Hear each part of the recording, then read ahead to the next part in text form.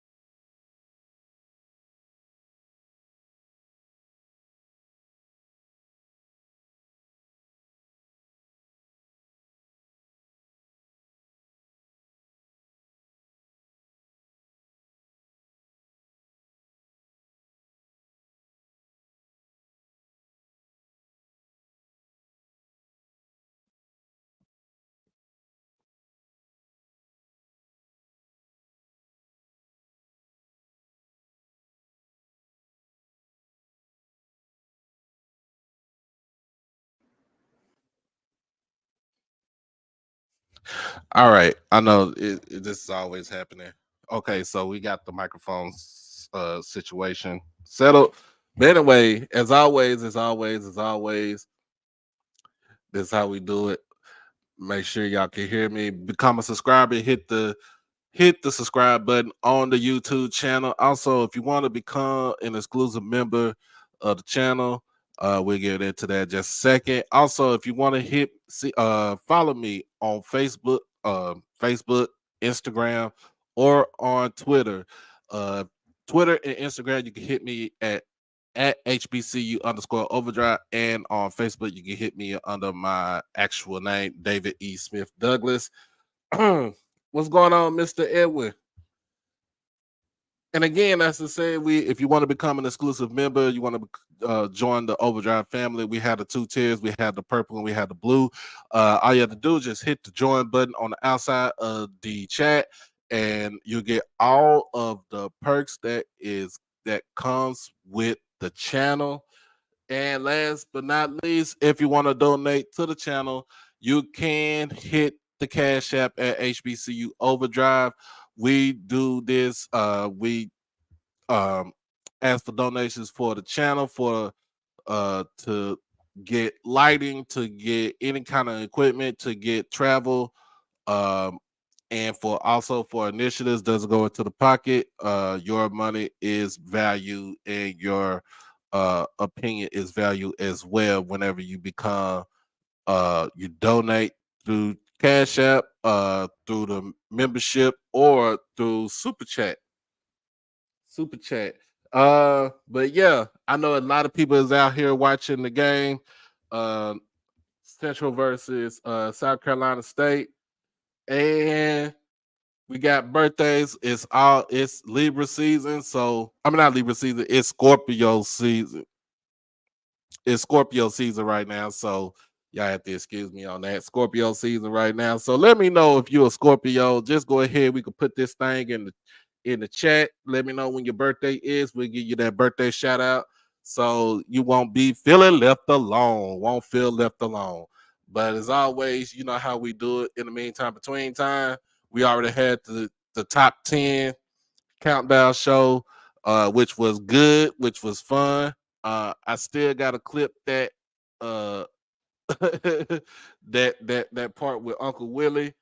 But we were brought back to normalcy by Dr. Lori, FAMU alum. So Mr. Harris said he November the 11th. So I make sure I shout you out, Mr. Harris. I make sure I shout you out. Uh,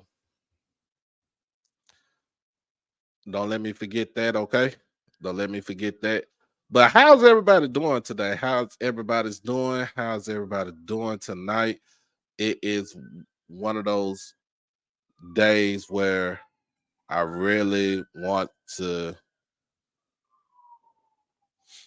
uh one of them days where I really just want to be in the house and lay it up under the bed and not to do a lot of things. So um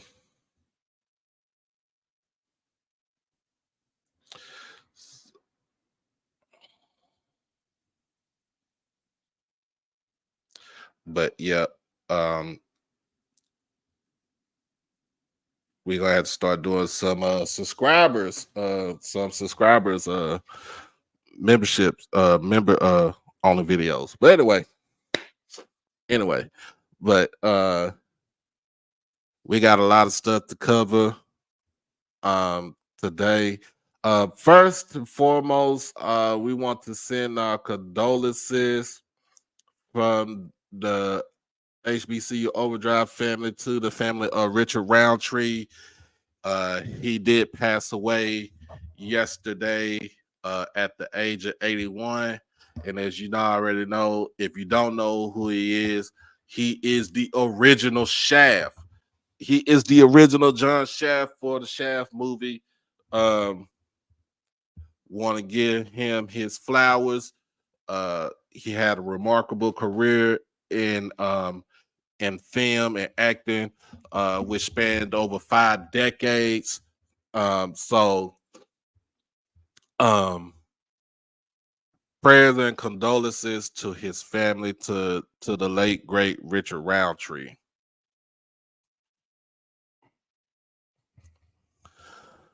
Let's see. Second, what we got going on is another thing we got to talk about too. I want to talk about is the situation going on in the state of Maine. There was a guy who was armed with an AR-15 killed, went into a bowling alley, and if I'm not mistaken, another place uh unaliving 22 people um last night, and I think he is still on the loose. So um hopefully authorities can go and apprehend this guy. Doesn't matter if he's living or not. Go ahead and apprehend him, bring him to justice. Because 22 people are not going to go see their families uh, after last night. And I think it was more than like 50 or 60 that was injured. Um, it is a crazy time, y'all. And I'm not trying to be funny, but it is a crazy, crazy, crazy time. But let's make sure we keep those people in our prayers. Um, keep them in our hearts. I'm gonna be honest with you. I'm gonna be honest with you. Uh,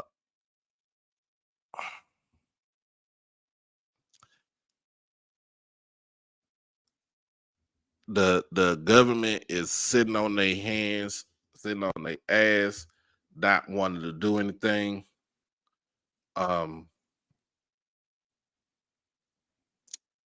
I think it's time for us to. I I think it's time for us as tax-paying uh citizens who are able to vote to go ahead and get these jokers out of here because this makes no sense whatsoever. What up, Ashton? What's good, bro? Um, it makes no sense whatsoever. Get these folks up out of here. Um,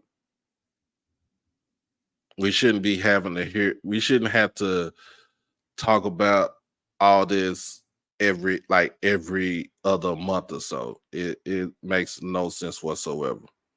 Makes no sense whatsoever.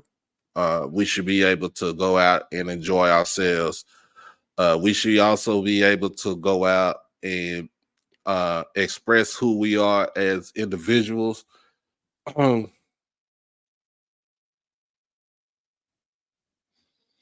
You are telling you telling the truth, Amber.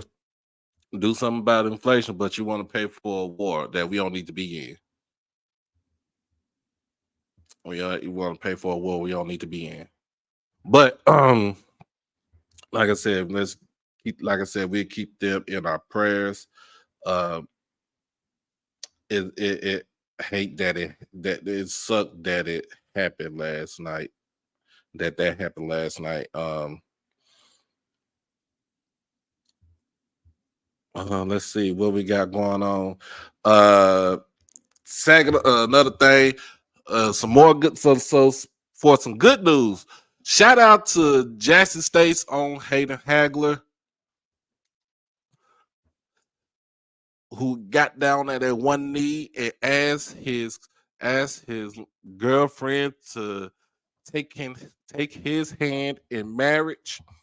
Shout out to the guy Hayden Hagler. He has been through. He went through a lot in the last calendar year, but this is a good thing to hear that he asked his girlfriend to marry him, and hopefully they'll have a fruitful marriage.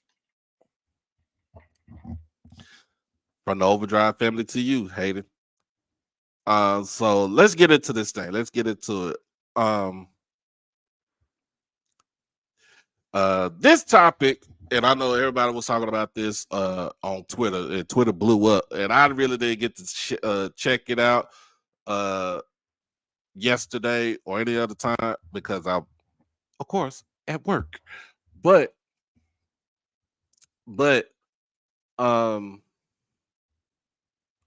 let's get into this. Now, this is some folks call this Colorado game day. I call it HBCU game day. But this is a good article that they put out. Um, Hampton University crowd used as a scapegoat for the University of Delaware's FBS ambition. Now, this is written by, of course, Stephen J. Gaither, who is a contributor to HBCU Nightly, and also who is the founder and owner of HBCU Game Day. Uh, he goes into writing. He said Hampton University will welcome North Carolina A&T onto its campus this weekend, likely bringing a healthy crowd to historic Armstrong Stadium. That would be a stark contrast to the crowd at Garnet on Saturday when it hosted Coastal Athletic Association, or CAA, for Delaware. Just over 4,000 fans showed up as how Hampton took a 47-3 loss. The lack of attendance wasn't lost on Delaware New Journal reporter Kevin Tresolini. Okay. Tresolini used the game's attendance as a way to hammer home the point as to why Delaware is looking to move to FBS. Here's what he wrote. Now, let's get into it. I'm reading this verbatim right here. Delaware officials, as we reported last fall and in September, are looking seriously into a move up to the Football Bowl subdivision in conjunction with an effort to raise money for an indoor practice facility and Delaware Stadium renovations. Seeing how overmatched Hampton was in a league game against the Blue Hens and the Paltry and the paltry turnout of 3,686 showed why that seems more and more sensible and likely. Hampton is in his second year in the CAA and has been joined by other non-notables such as Campbell this year and Bryant next year.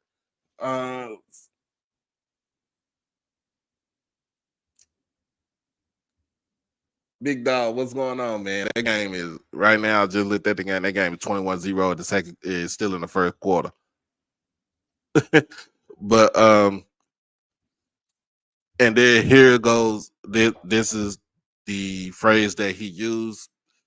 There goes the neighborhood. And when you hear something like "there goes the neighborhood," it's more in sense of more racial than it is more I would say economical. But yeah, Blue, yeah, tell him to pass the sticks. But the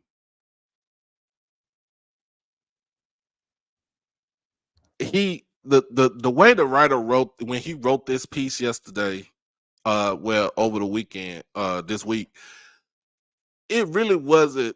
It was more targeted to me. It was more targeted at the non-white schools, which are the two HBCUs, which are Hampton and North Carolina A&T. Now, so in continuation, Tressolini's blurb clearly reeks of elitism, which it is. It's elitism. Like he feels like, in a sense, he feels like Delaware is the quote unquote elite school because they feel like they're more of an Ivy League school, and they're not in the Ivy League, and they have been in existence since the mid 1700s, if I'm not mistaken. They also have a huge endowment. They feel like they're on the same cusp as Ivy League school, but you're a state supported school. Now you're part of what we call one of the public Ivies, which would be a public school that has more of an Ivy League,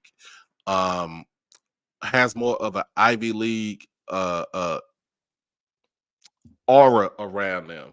I'm gonna see if I can get Mr. Ford up here. Oh, yep, here you go. I got you, Mr. Ford.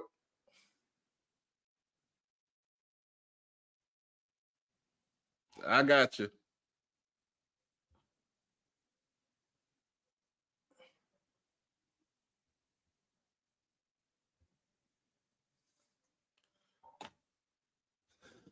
All right, let's go ahead. Come on up here, Mr. Ford.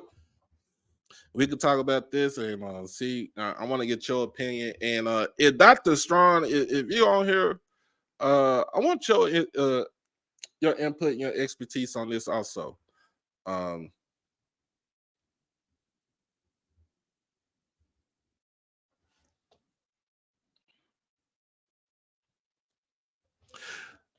How's it going? How's it going, Mr. Ford?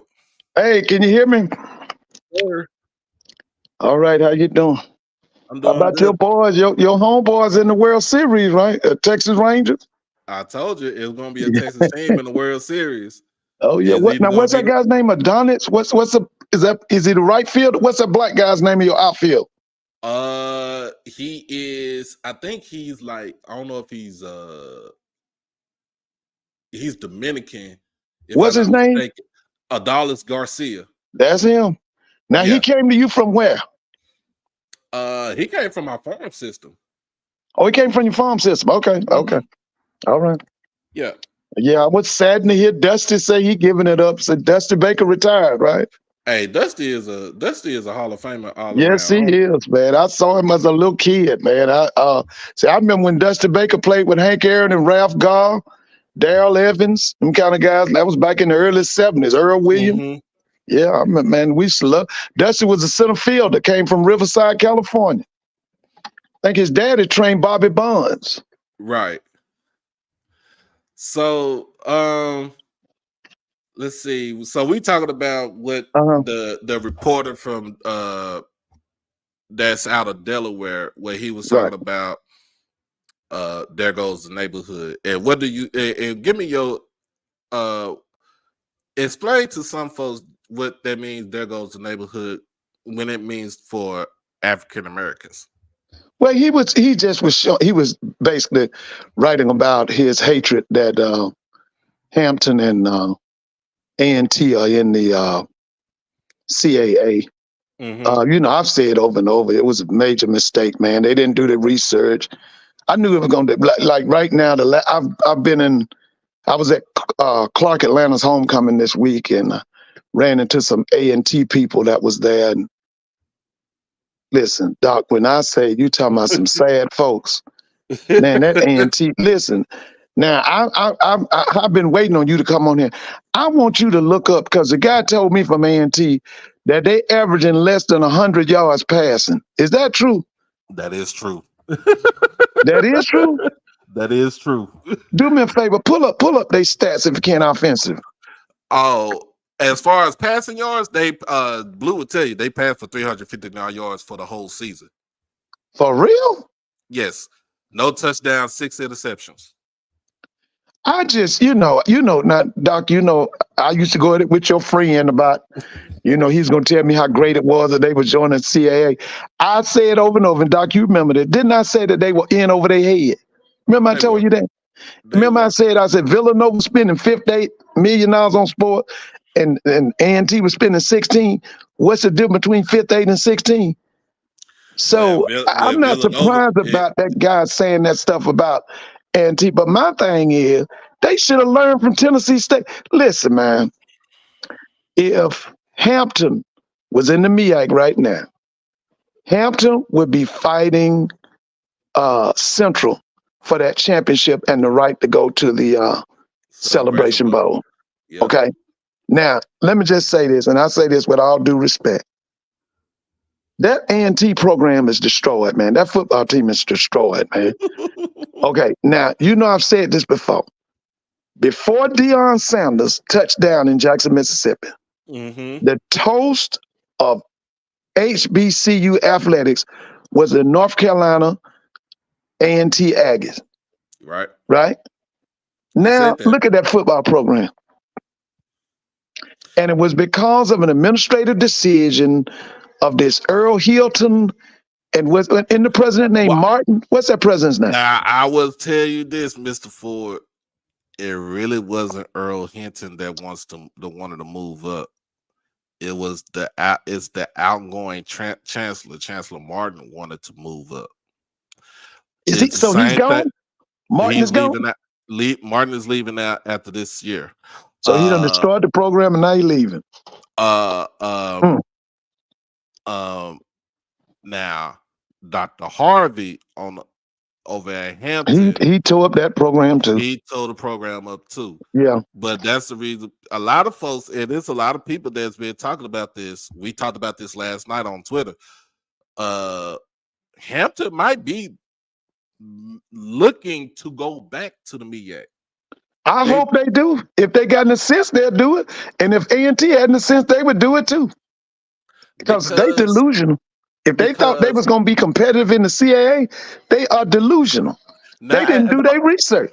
Now, and then this stuff about Eddie George talking about they don't listen. Eddie George, you ain't dumb. Them people don't like who you playing.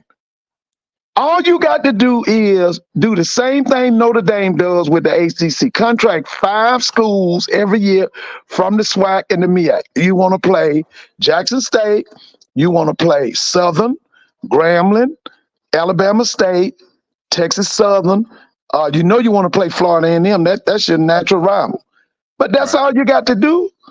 Don't nobody want to see them. And they playing somebody called Hillendale. Ask Blue who they playing this week. Isn't it Hillendale? Lindenwood. Who want to see them play them? Well, listen, where's that game at? Is that in Nashville? Yeah, they're in Nashville this week. Okay, that's another 2,000. Attendance will be 2,000. The Hey, it's real simple. Play the people your fans want to see. That's all you got to do. Play the people your fans want to see. Your fans want to see Grambling, Jackson, Southern, Alabama State, Florida A&M, Texas Southern. Okay, Yep. that's who your fans want to see.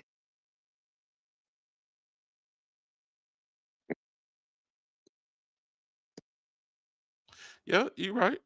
Yeah, that's who them people want to come to Nashville. You're right. But my whole thing about this is that I understand where you talking about University of Delaware, and you should, this is the reason why you need to make the move to FBS. First of all, what's holding you? You're a state supported school. Your attendance, your enrollment is over 30,000. I think it's over 30,000 kids up in there. You have the money to go. You Oh don't yeah, even have to. You don't have to. In fact, if you want to be FBS so bad, just go up, be an independent. Stay in the CAA for the rest of your sports, like your basketball and everything else. But if you're talking mainly about football, and that's right, all it is. This is all about football. This don't have nothing to do with basketball, because in basketball, everybody's Division 1. There's no, what I'm right, saying, right. there's no drop off. There's the major league, and then there's the mid majors. But the mid majors make more money than what the big majors do, because the mid majors is pretty much putting themselves out there to be competitive with the big boys. But Well, if you really want to be FBS, you could have Delaware could have made the same move that James Madison did. right, yeah. That's why I was about to That say, just go and get in the Sun Belt. They'll take them. Yeah, James Madison did. Old Dominion, same thing. Sam Houston, same thing. Yeah, Who's another school? Liberty, same and thing. Coastal Carolina. Coastal Carolina. Look at Yeah, those they were in the schools. Big South. Coastal was in the Big South. Yeah, and Coastal was a Division 2 school before they even went to the Big Yeah, South. and don't So forget, what's the school here in Atlanta? Kennesaw State. They were Big Kennesaw South, State, and then they Kennesaw now they State, go in Conference USA. like what's taking you so long? You have the money to do it. Your Yeah, endowment he just says talking. your endowment says a lot. You could have made all, and if you got to make the improvements on the stadium, y'all could have did that. They could have been Delaware could have been did all the stuff they had to do to get to be FBS. Where now you don't even have to worry about the attendance and stuff like that, because they took that out. Only And thing you got to worry in the about is president pay. from Delaware, in Biden from Delaware. Yep, he went to I'm University of quite sure he Delaware. can put enough money, use his influence to get them in the group of 5. I mean, my whole thing is, why is you crying that you're not in the FBS right now? That's a decision on your administration and the people that you want, that you deal with. You don't want to be. Trust me, trust me. After 2009, because that's when that's with 2000, was it 2008 or something like that. The year that they had Joe Flacco and Right. they won the FCS championship. After that year, y'all they haven't been to the title game since then.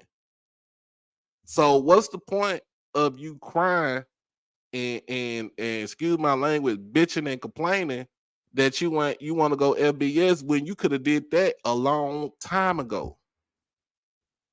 Like Villanova could, if they wanted to go FBS, they could go FBS. Because why? They're getting most of their money off. It ain't off of football. It's off of No. basketball. Yeah. It's off of basketball. Same thing with Georgetown. They're not getting their money off of football. It's off of basketball.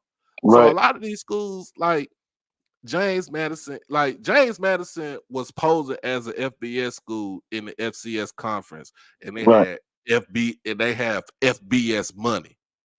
And James Madison, throughout the years, they saw what they had, and they took that leap of faith. And guess what? They are succeeding right now, where Undefeated, they right? at undefeated, undefeated, Yeah. undefeated. I think that guy from Delaware just wanted to take a shot at. He's just letting you know how much he hate the fact that A&T and Hampton is in the CAA. That was a front about going to FBS. I mean, they could come up with the $5 million, but Yeah. I don't think they're going nowhere. And guess what? He gonna continue to write all those stories why Delaware should be FBS.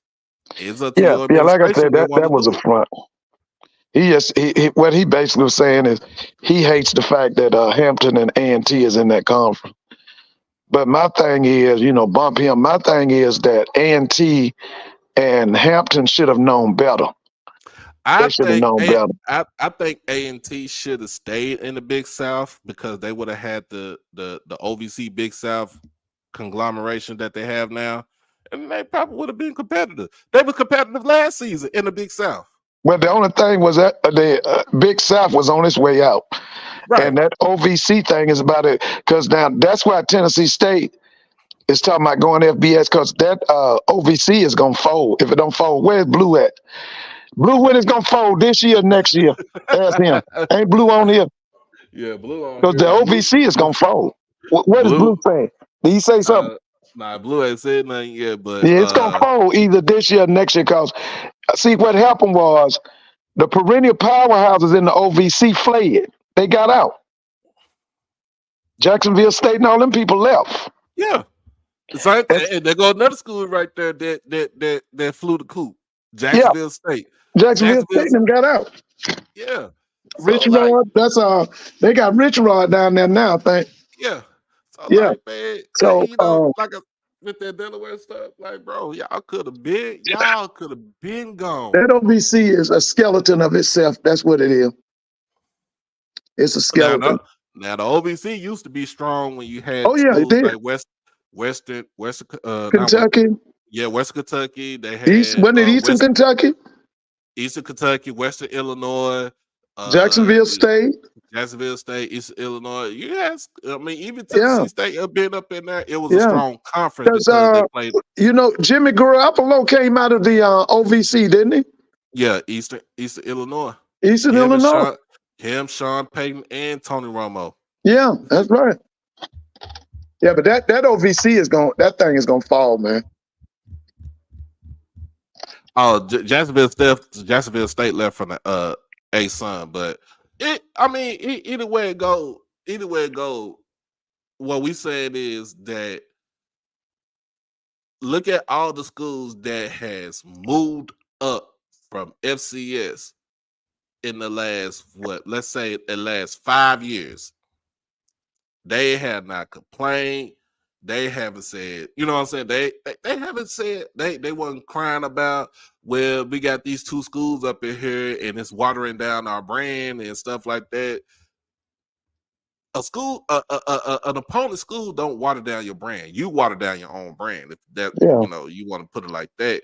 And then when you put it in there saying there goes the neighborhood, I mean, look, we're black. We know what's up. So it's just like me. It's just like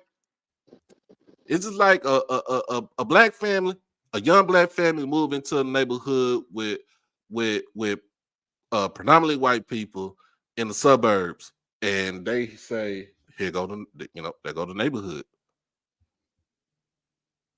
They go to the neighborhood. So like we know that. We know all the,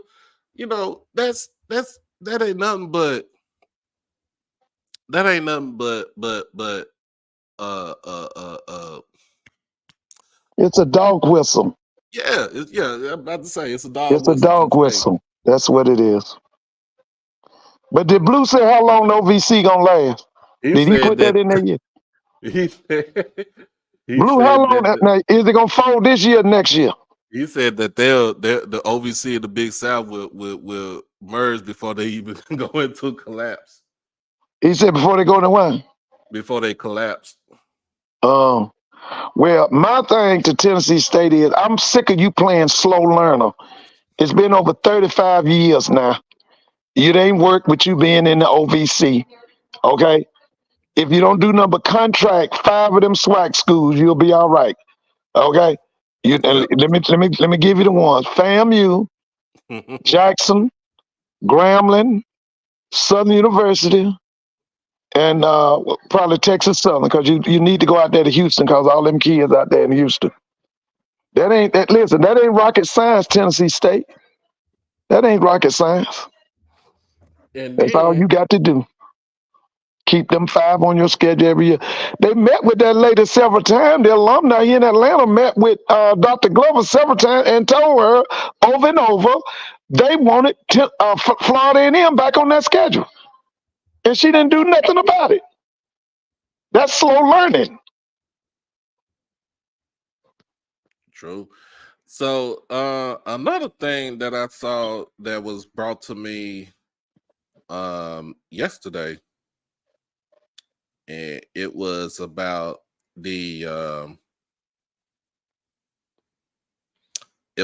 the NEC, the Northeast Conference, right?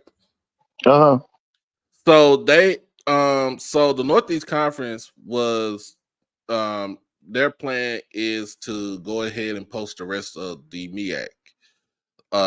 And so basically what they was talking about doing is saying, how does the Northeast Conference get that 7th active D1 member by 2026, 2027?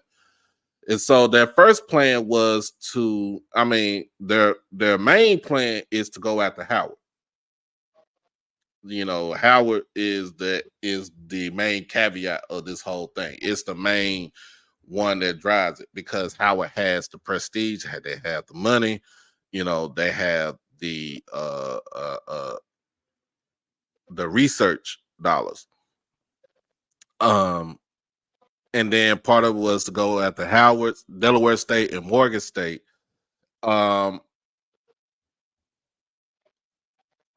their other plan was to wait for Howard to move by 2026 and then go ahead and get Delaware State and Morgan State to join with the Northeast Conference.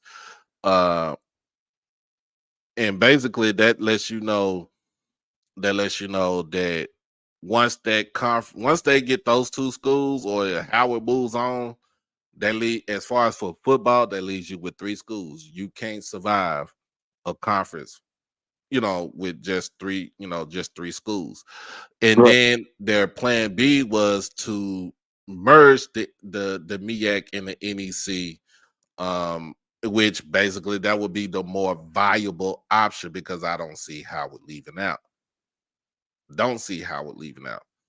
Um, Plan C is to apply for a waiver.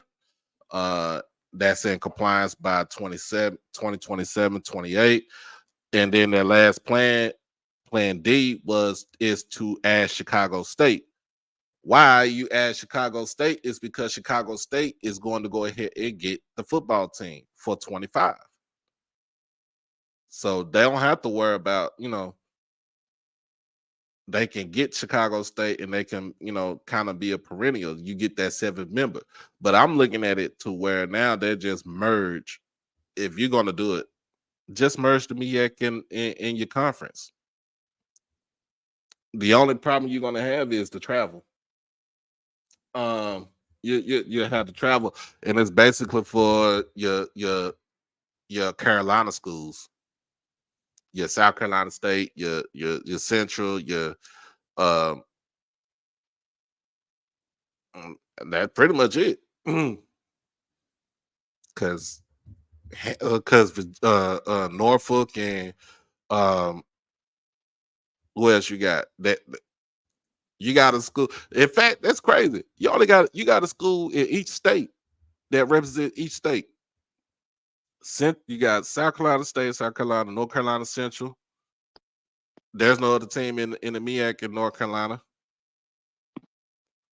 Um, you got in Virginia is Norfolk, and then Maryland is Morgan and Howard, but we already know Howard is in DC, and that's the district. And then after that, you got Delaware, Right. and then for your basketball schools, you got Coppin, which is Baltimore, and then you have um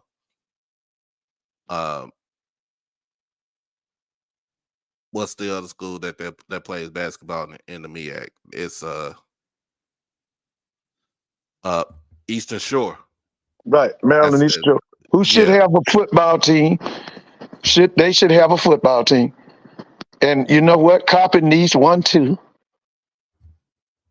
Why you gonna be in these people conference and you ain't playing football? That's the money maker. And by the way, Doc, with as pitiful as North Carolina A&T is right now, do you think Benedict could beat them? Because I do. I believe Benedict probably could beat them. If they Hey, Blue, what you got on that? If they play right now, I think Benedict beats them by 2 touchdowns. Yeah, I think Benedict could beat them. And they run around talking about they in the CAA. And listen, and Benedict in the SIAC, and they'll kick y'all behind. The mighty Aggies, G-Ho, ain't that what they say, G-Ho? Mm-hmm. What you say about that, Blue? I don't know, man. If it was this season, yeah, Benedict could beat them. I think they will too. I think Benedict will beat them. Benedict will beat them. I don't know if you listened to the show Monday night. Tuesday. Uh-huh. But missed the show. I ranked well, Benedict is still number 1 in D2. Right. Central is still number 1 in D1. Right. But I took FAMU out of the second position, and I put Tennessee State at number 2. Oh no, I don't know about that, Doc. You sure about that? I like the brand of football that they playing. They need to meet. They just got them silly administrators up there that won't let it happen. They need to meet. I don't know if Eddie can deal with Willie now. I like Eddie, but Willie got something going on, man. Blue said he'll take Benedict. I take Benedict too over A&T. Hey, listen, make sure you look up them stats. I want to hear them stats from the offensive stats from A&T. They have more return yards than passing yards, Mr. Ford. What? Yes. They are horrible. They are horrible in passing. They are even more horrible when running the ball. They are horrible altogether as far as like, and I'm gonna be honest with you. This all still they should have never fired Sam Washington. That's right. I didn't understand that either, man. But that was the AD and the president, right? I think that was more of the president, that the chancellor right there. Yeah, because I you know what? I don't see this guy being better than Sam. We know they called him the grave digger, son, the Undertaker. What's his name? Vincent Bryant. Yeah. I don't know if Vincent better than Sam. So they have not. They have, like I said, they have passed for 359 yards total as a team, but they have at least about, I'm looking at it, probably about close to 1,000 yards running as a team. Damn. Zach said, okay, Blue said, Mr. Ford, they have only 48 completions and are averaging 51 yards per game pass. Yep. Now, that's pitiful there. That's so pitiful. And that's Division I football, right? Mm-hmm. Where your friend at to make all them excuses for A&T? Where is he at tonight? He is he is down in Birmingham right now for the Manchester Classic. Listen, man, I think that's gonna be a classic game, man. Either that's gonna be one of them 1 or 2, 3 overtime, or somebody gonna get blowed out.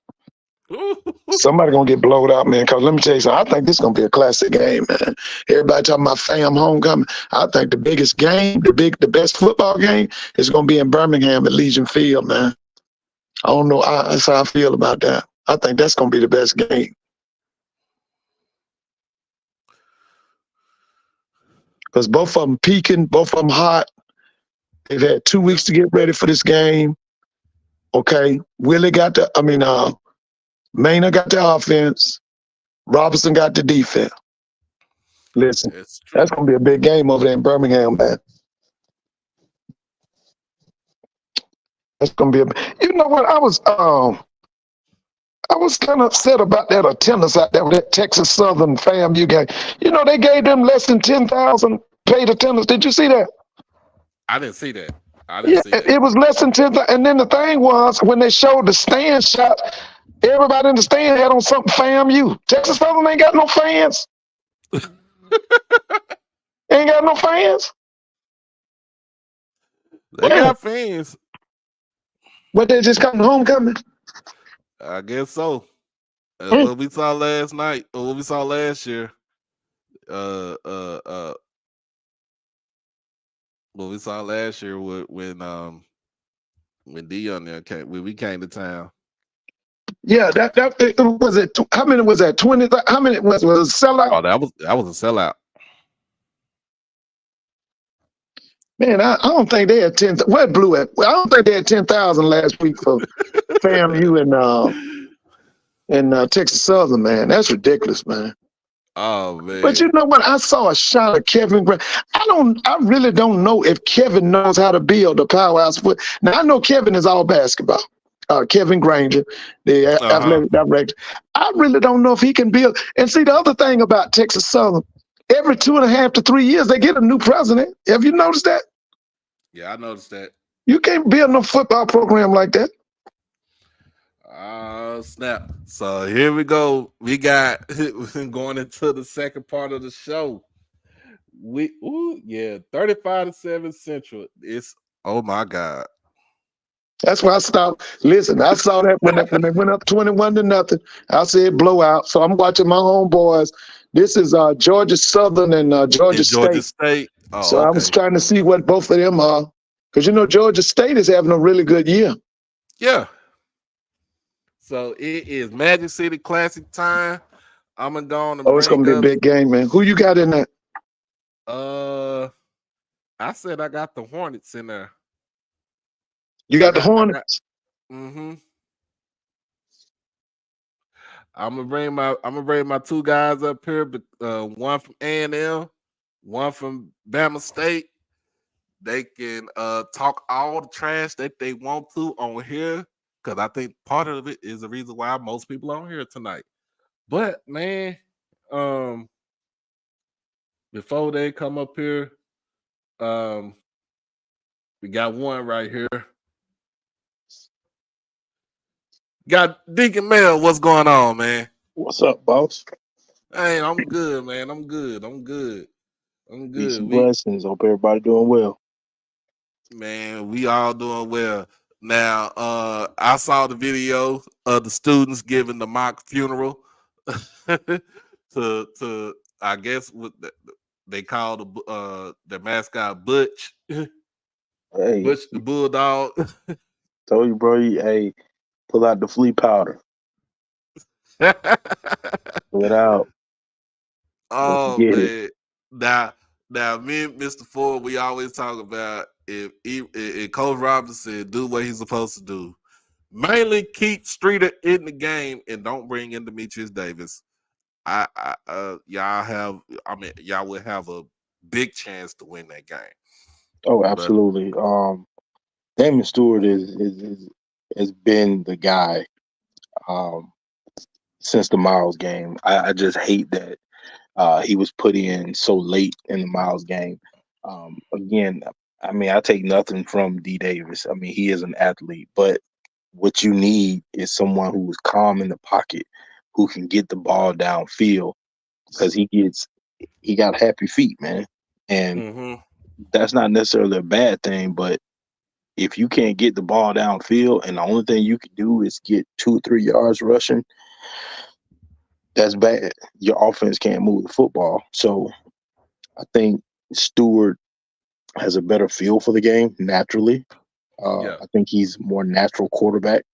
But that goes back to what I was saying early in the year, that there were plenty of opportunities to get some pretty decent quarterbacks from the portal. Eric Phoenix was available. Not really sure what happened with that, but he was there. And to be And honest, I he's mean, sitting at Murray State right now. bro, he is sitting. He played, I think, maybe one game at Murray State, and I think he had one mistake, and they yanked him, and he hasn't been seen since. Which that's a tragedy. I mean, that's a travesty because I can name a handful of programs right now that Eric Phoenix can walk in the door and literally either be QB1 or make a threat to be QB1. Oh yeah. Hey, Mr. Ford, I'm gonna drop you down. I'm gonna get these guys going. I'm gonna bring you back up in a little bit. Okay. All right. Yo, All I'm right. on. All right. It's classic time, y'all. It's classic time. I told y'all I'm bringing these back. I'm bringing these dudes back up. Can you hear me? Yeah, we can hear you now. Your mic working now. What's going on? What's going on with the Paw Patrol? That's what I call you now. Man, we up in here normal, ready to head down to Birmingham for the weekend. Get us a classic victory like always. Don't worry about it, brother. It'll be a short trip for you. No. Tell them what y'all been doing for the last 5 years in the classic, man. Tell them what their record is. Like, I'm sure the people want to know. You know, Since we I What go is can't, and the tell record them. for the what is since we can't They change the won in past, we four. They dealing with won it in right now. four. Since They we won can't in change four. the past, we talking about right now. They won in four. They won in four. Hey Didn't Doc, Bama State win bring up. last year? Yeah, they won last year, but before that, we whooped them 4 times in a row. I mean, I mean, we known for streaking them Hornets ever since we joined the SWAC. We've been streaking Okay. them. I mean, I give you, some credit to that. But however, this ain't your year. now I, both teams coming in hot. I give both teams that. Bama State, you got your big victory. You got your payback last week against my Jackson State Tigers 2 weeks ago and for our homecoming. And Eddie Robinson was right about that. Hope we got him for your homecoming because it was y'all did what y'all supposed to do. A&M, y'all coming in, y'all back on the streak. Y'all did take a little detour, but y'all back on y'all streak after we beat y'all in the Gulf Coast Challenge. But y'all coming into Birmingham, both of you have we got Bama State sitting at 3-3. We got A&M sitting at 4-3. Both teams are if I'm not mistaken 2-2 in the Eastern Division. So basically, this game is going to settle that tiebreaker. Somebody going to be sitting at number 4, and somebody going to be sitting my height at number 3 until they play FAMU. But let's get these jokes off, man. Let's get these jokes off. Oh, he done jumped off. Where he at? He done jumped off. hey, he already knew how I was gonna go. He done jumped off, man. Come on now, man. How we gonna get this thing going? I okay, about to say he done jumped. I'm about to get you. Hey, I'm about to get you. No, I'm here. All right, They ain't going nowhere. but yeah, let's get these jokes off, man. Let's get these jokes off, man, because it's y'all. This is one of the games of the week for the SWAC. And of course the other game is Prairie View versus FAMU for FAMU's homecoming. But like I said, I've never been to a Magic City Classic game. I want to go. I want to have that and put that on my bucket list. Gotta get there, Doc. Gotta get there. What Yeah. on both sides? On both sides, what do I gotta expect? I mean, I've been to Birmingham before, but what do I gotta expect going to that classic? You would be told, man, it's all love, to be honest with you. Like, I mean, you got your rivalry, but I mean, as long as I've been alive and going to the classic, I mean, it's been love. I mean, you got, like I said, you had your back and forth, your banner, but I mean, they call it the biggest family reunion for a reason. Mm. So Yeah, so is it like split down the middle how it is in Alabama? Like how Bama is roll tide, war eagle, and one is it pr- split down like that? pretty much. I Yeah, mean, if you from one of the 4 or 5 major cities in Alabama, you know about the classic. When you go to school, you hear about the classic. You hear about Auburn and Alabama, but you also hear about the classic. And everybody want to make it to Birmingham the last weekend in October. To see this game. It's been like that ever since I was born. Um, in the late '70s, and the game has been going on since the '20s. So it's Hmm. just it's something. It's the bloodline of Black Alabama. You know what I'm saying? Everybody Black in Alabama knows about this game. Just about. you just got to Uh, experience it, man. It's really hard to describe. I mean, when you see a culmination of a sea of black people mm-hmm. that come together, celebrating their own team, but you also know that you got family members that split down the middle. You may Yeah. have, you got your uncle and your auntie right here on this side. They went to A&M, but then you got your auntie, your uncle, and some cousins over here that went to Bama State.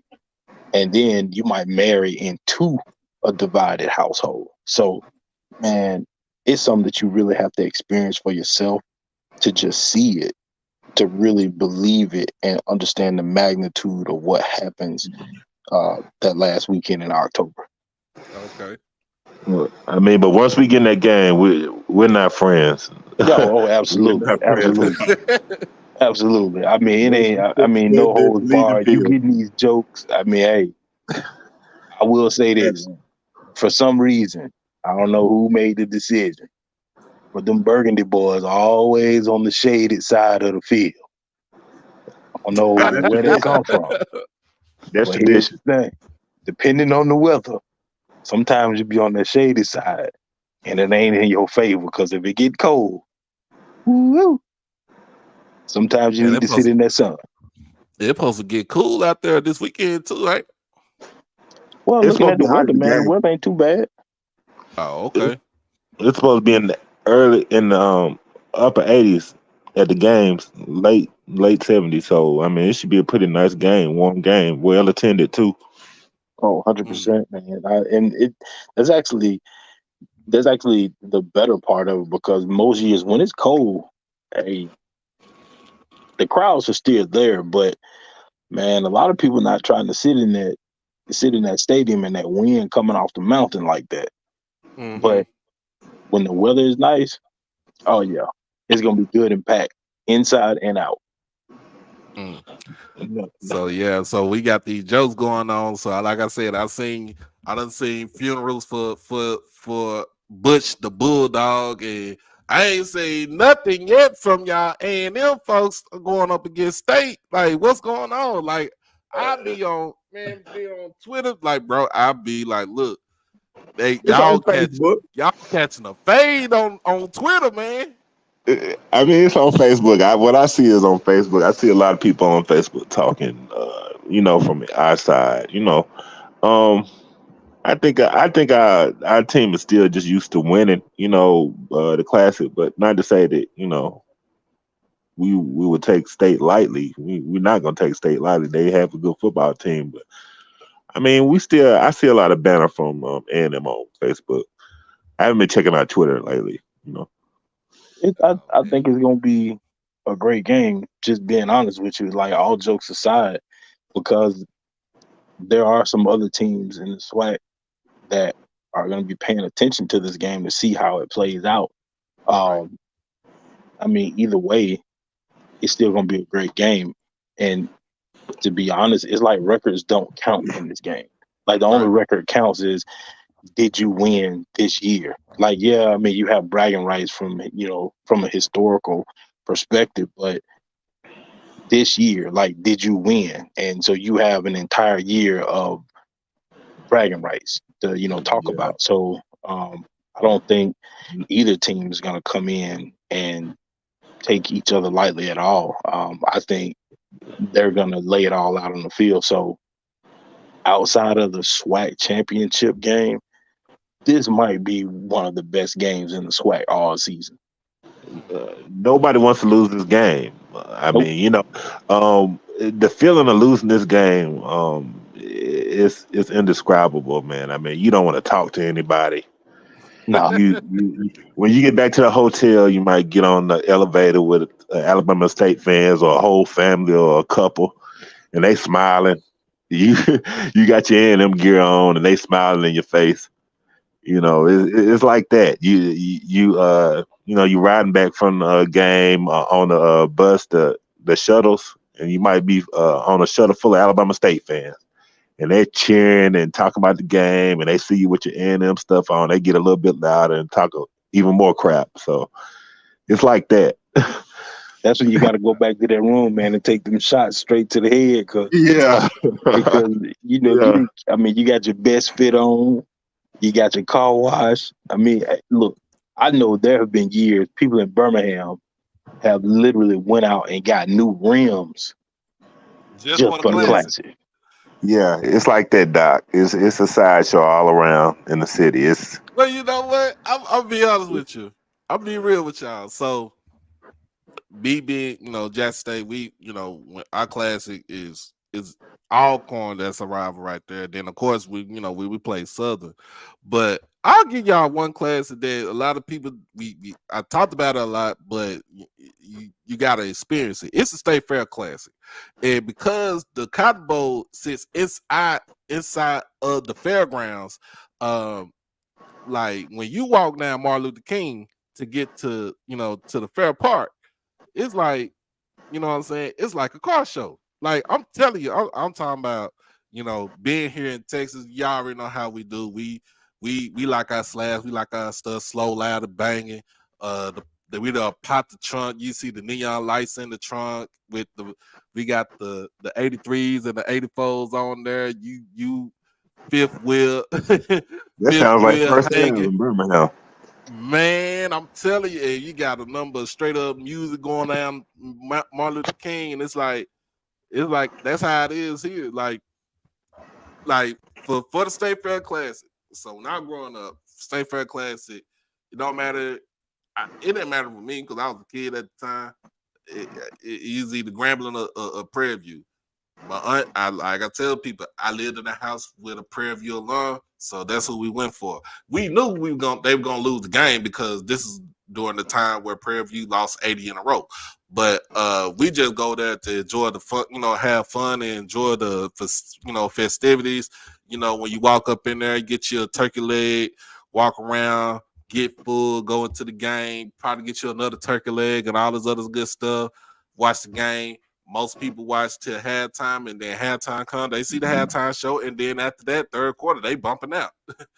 Shoot, stadium be about 65,000 back then, and then once the halftime show end up, it'd be like, shoot, probably about 40, 30, if that many.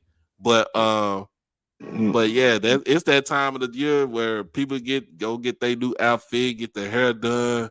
You know what I'm saying? Back then everybody had the fade on, with the fade and stuff like that. Get you a Southside fade. That's how that's how it is now.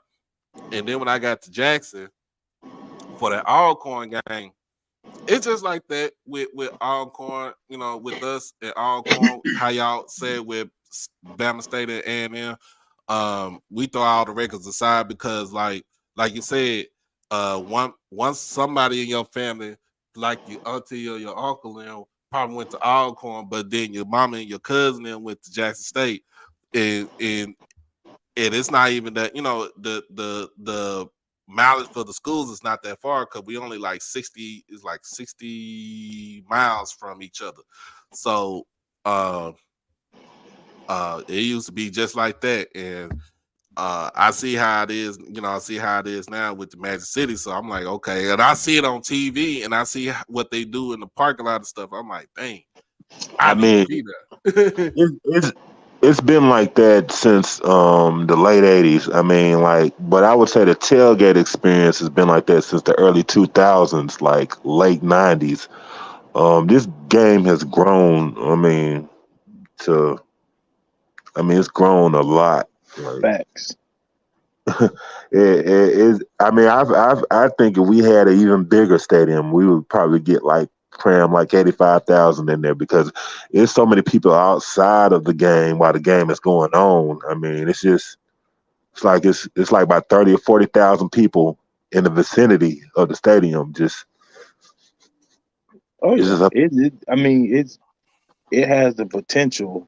I mean, again, man, I've seen aerial views, like live aerial views, and you see no pavement, bro. All you see is bodies. yeah, There's people just everywhere, man. And again, like depending on the weather, man, Right. let it get remotely chilly outside. You gonna see old school out there with them yeah, minks and them furs on, yeah, and that's how it's gonna be. And I don't care what is anything about the classic.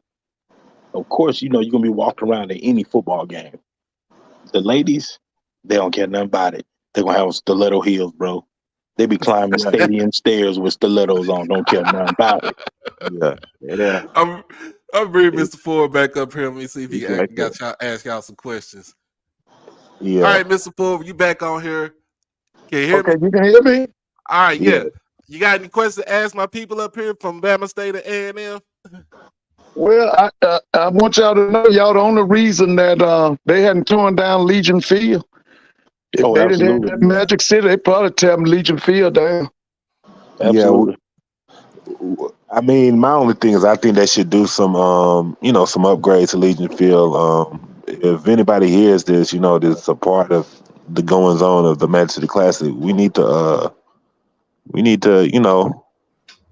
bring some new things to Legion Field because we need that capacity. We're definitely not moving it to a 45K stadium at Protective. This game is way bigger than that. Right. I think Melanated would agree on that. Oh, Yeah. absolutely. I mean, we can't do nothing with protective statement. I mean, Yeah. you moving it to protective. Only thing you having is a football game because ain't no tailgating going on down there. It ain't enough room. I'm about to say yeah, because it's right next to the convention center and the hotels and stuff. Because I went down there. When I came down there this summer for the media day, I'm like, bro, It's, what do they got? it's What not can a you good go? place for Classic. I mean, Yeah, it's literally a place where especially you can being play a game. downtown. I mean, that's the only thing protective can offer is just a football field. But as far And as tailgating, and if you try to rule out tailgating, hey, both teams will pull out and say, hey, you can have it. I mean, I got my personal views on that.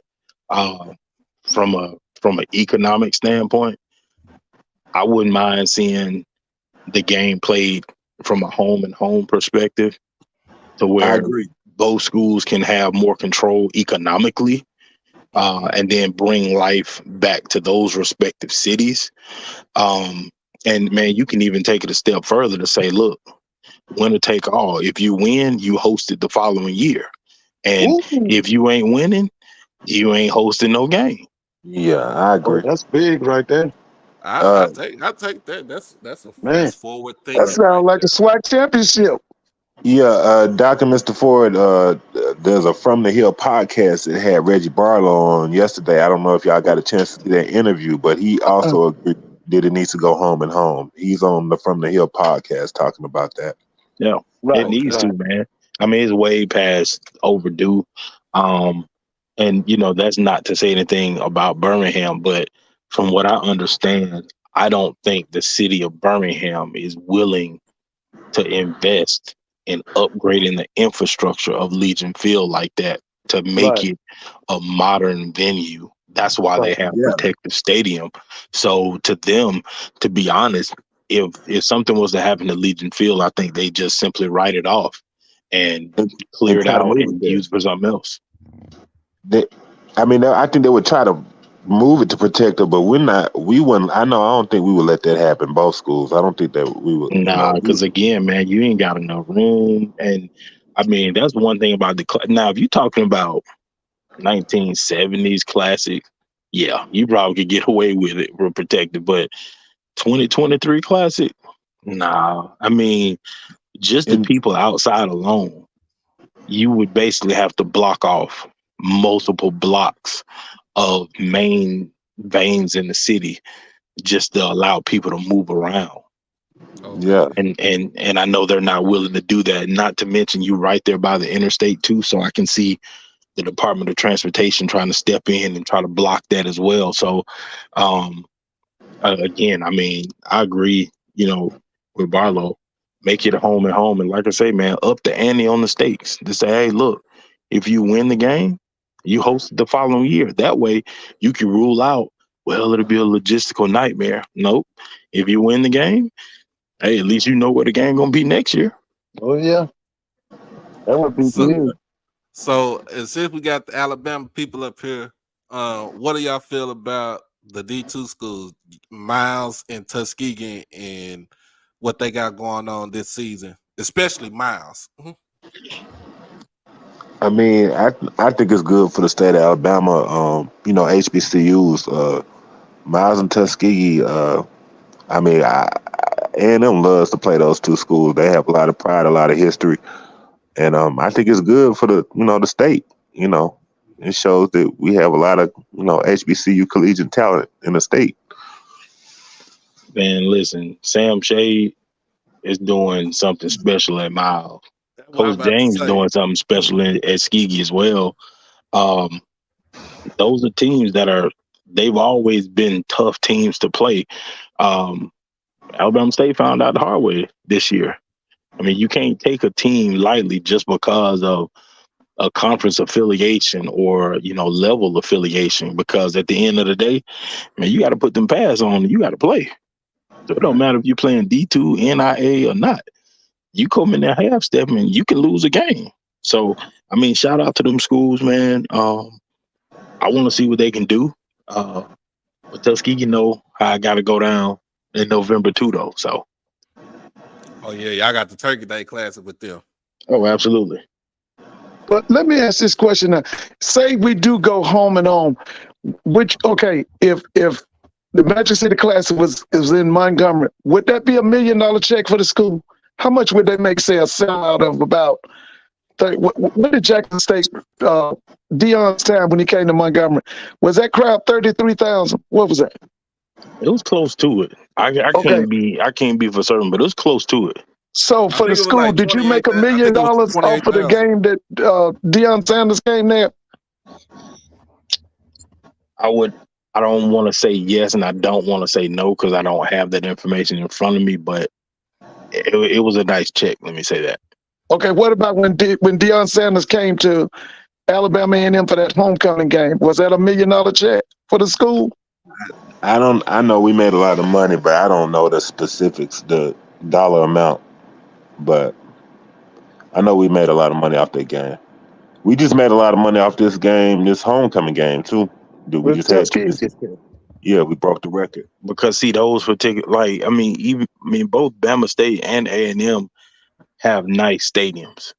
They have nice Yeah, capacities, and the campuses are nice campuses. So Right. it's not like people would just be coming to the slums. And I know a lot of people talk back and forth about Alabama State being located next to a housing project, but what a lot of people don't know is that the government fails to sell that property to Alabama State because they've requested multiple times to purchase it to expand on that property, but the government only gave them a reason of they didn't want to change the street layout because one of the main streets actually leads downtown Montgomery, and so that's the only answer that they've received. But those housing projects are not. I mean, they're halfway vacant, so it's not like they're full and They're people are not just like they're hanging in out like use. that. I mean, yeah, we have a lot of land. I don't know. You saw that aerial view. We have a lot of aerial views of campus, but we recently did one during homecoming.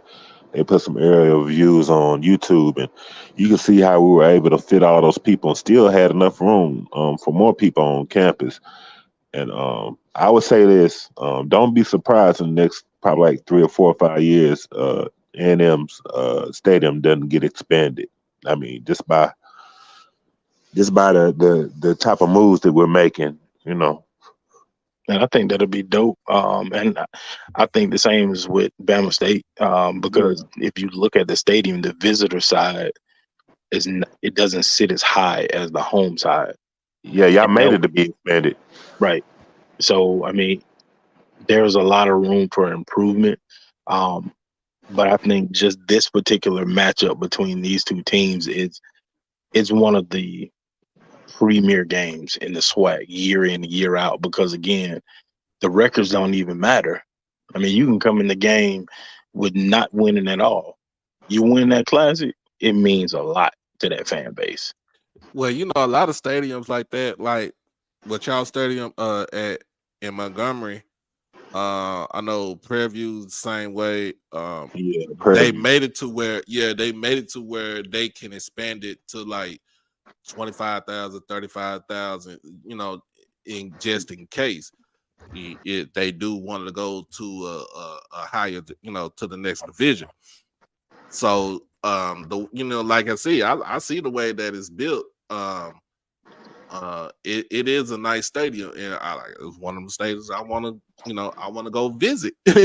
I've been to the old Crampton Bowl. I've been to the Shed. I've been to old Legion Field. I even been to Bulldog Stadium, Louis Cruz, before. So I might, I went there. I think went to Louis Cruz when Robert Mathis was in school. Yeah. That's a long time, to me. I'm like, damn, that's a long time ago. I thought about that. I'm like, bro, he been out the league for about a minute. I went to school when he was in school. Went to see him when he played.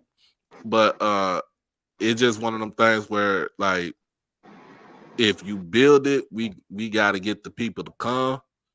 And I mean, on both schools, I think both schools is doing a good job of doing at having that going, done. Especially with both of y'all ADs got AD Cable, and then for Bama State, and then AD Bryant with A&M. I think both of them have progressive mindsets of how they want to see the respective schools and their respective athletic departments, especially with football go. But man, right now, if you watching, I know everybody in the chat, Central is spanking South Carolina State right now. Oh I had my to God. turn the game off. Mr. Ford. I don't think you saw my question, but this is a little bit off topic. I want you to elaborate a little bit on how they always talk about Tennessee State's attendance, right? Right. I know for a fact that a lot of Tennessee State's fan base has died off or either gotten too old to follow that team, because I know in the 60s, 70s, and the 80s, and even 90s, they were known for traveling. I even saw YouTube videos of their crowds, at their games. Right. A lot of those people have either died off or gotten too old. I know a lot of people from TSU that, they're too old to, support the team. They still support, through radio and, TV broadcasts. But what are your thoughts about that? Well, it's a million of them here in the Metro Atlanta area. And when I talk to them, most of them don't like the OVC, don't like who they play. Now, most of the people in Atlanta, the game for them is not the homecoming game at Tennessee State. The game is the Memphis game with Jackson State. And a lot of them were very upset when Dion decided to end that rivalry in Memphis. Because, see, a lot of people here, they would go to Memphis as early as Wednesday because they would always tell me about the concert. One year they had Stephanie Mills. One year they had Gladys Knight. I think one year they had Jeffrey Osborne. So it's not that they've died off, because like I said, there's a million of them here in Atlanta. They don't like the see. When Tennessee State joined the OVC in the mid 80s, it cut a hole between the school and the alums. And it's gotten worse. It's gotten progressively worse. Now, at one time, they had two games. The alums. They had the game here in Atlanta at the Georgia Dome against Florida A&M. Then they had the game in Memphis. Now, what they tell me they do when they go to Nashville, they don't even go inside the stadium. They go in tailgate. So it's a matter of who they're playing. Their alums don't want to see Southeastern Missouri State. Their alums don't want to see Tennessee Tech. They don't want to see Tennessee Martin. They want to see Jackson. They want to see Grambling. They want to see Florida A&M. They used to play us all the time. Huh? They used to play us all the time. Oh yeah, that's right. Because I know you've been in the John Merritt Classic several times, right? Yes, but you look at the history. They used to play us when they had John Merritt. John Merritt as the coach. TSU used to play Alabama A&M when they were Tennessee A&I. You should go back and check. You know, that's right. Tennessee State needs to be playing Alabama State and Alabama A&M. That's what I'm saying. My thing is, if you're gonna stay in the OVC, you should contract 5 schools out of this SWAC. Facts. That's what they should do. Now, you gotta like play I said, people. I know for a fact that the Tennessee State alums here in Atlanta met with Dr. Glover and told her several times that they had to put Florida A&M back on that schedule, and she didn't do it. That's messed up. They told her that. See, that's the thing when you in the HBCU diaspora, you run across people that are from other HBCUs. What are the chances of someone from Tennessee State being associated with someone from North Dakota State or Notre Dame?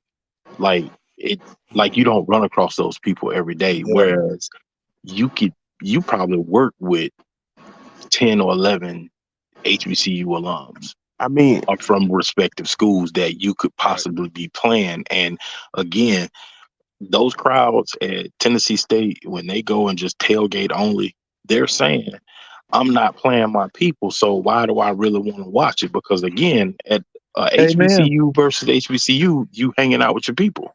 There you go. Amen.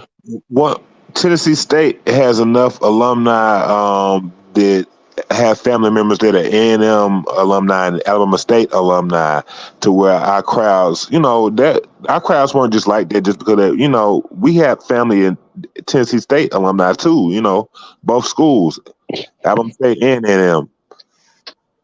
I mean, we should be playing every year. Or every other year. They should be playing. Listen, whether we want to accept it or not, Tennessee State, Hampton, and North Carolina A&T made major mistakes trying to play in those conferences they in. What it did to Tennessee State, it made them a shell of themselves. In less than 4 years, North Carolina A&T's football program has been destroyed. Yeah, that's sad. It's been destroyed. I knew that was going to happen. If Hampton was in the MEAC, they would be going against North Carolina Central for the right to come to the Celebration Bowl to play possibly Florida A&M. So it's idiotic. It's delusional. They need to get their asses back into the SWAC and then into the MEAC. That's what they need to do. What's going on, What's going on, Bakar? What's going on, Doc? What's going on, everybody on the panel? What's up? What's up, man? What's up, Mr. Bo? Hey, how you doing, man? I'm good, man. My good brother. Look, I let me say this right quick. I ain't gonna be on here long. All right. I'm gonna listen out, I think. But anyway, when I heard somebody saying, I can't remember who it was, saying Tennessee State alum don't want to watch them play the other schools.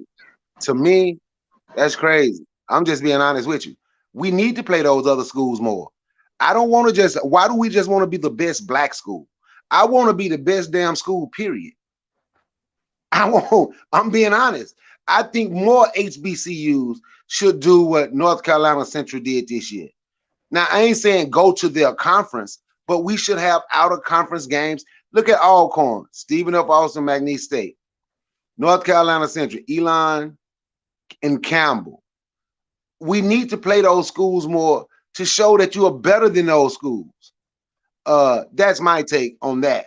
So then when Mr. Ford said that Tennessee State, their game was Memphis. I don't like the other coach at Jackson State, period. I have no respect for him, what he did, how he did. But anyway, Those classics should have been home and home. Why should Memphis, the city of Memphis, don't give a damn about Jackson State nor Tennessee State? Why was that city constantly prospering off the backs of people they don't care about? That money should have been going to Jackson. It should have been going to those black businesses in Jackson and those black businesses that support Tennessee State. I don't like that dude, but I agree with that. Stop taking it to Memphis. Stop taking our classics like the Blue Blossom or the Orange Blossom Classic. Why take it to Miami? Miami don't care. You can still call it a classic, and it's a home and home classic. We give people this money that should be going to the people that support our schools. I don't understand that. I understand, you know, we want to party, we want to tailgate, whatever it is we want to do, right? Mm-hmm.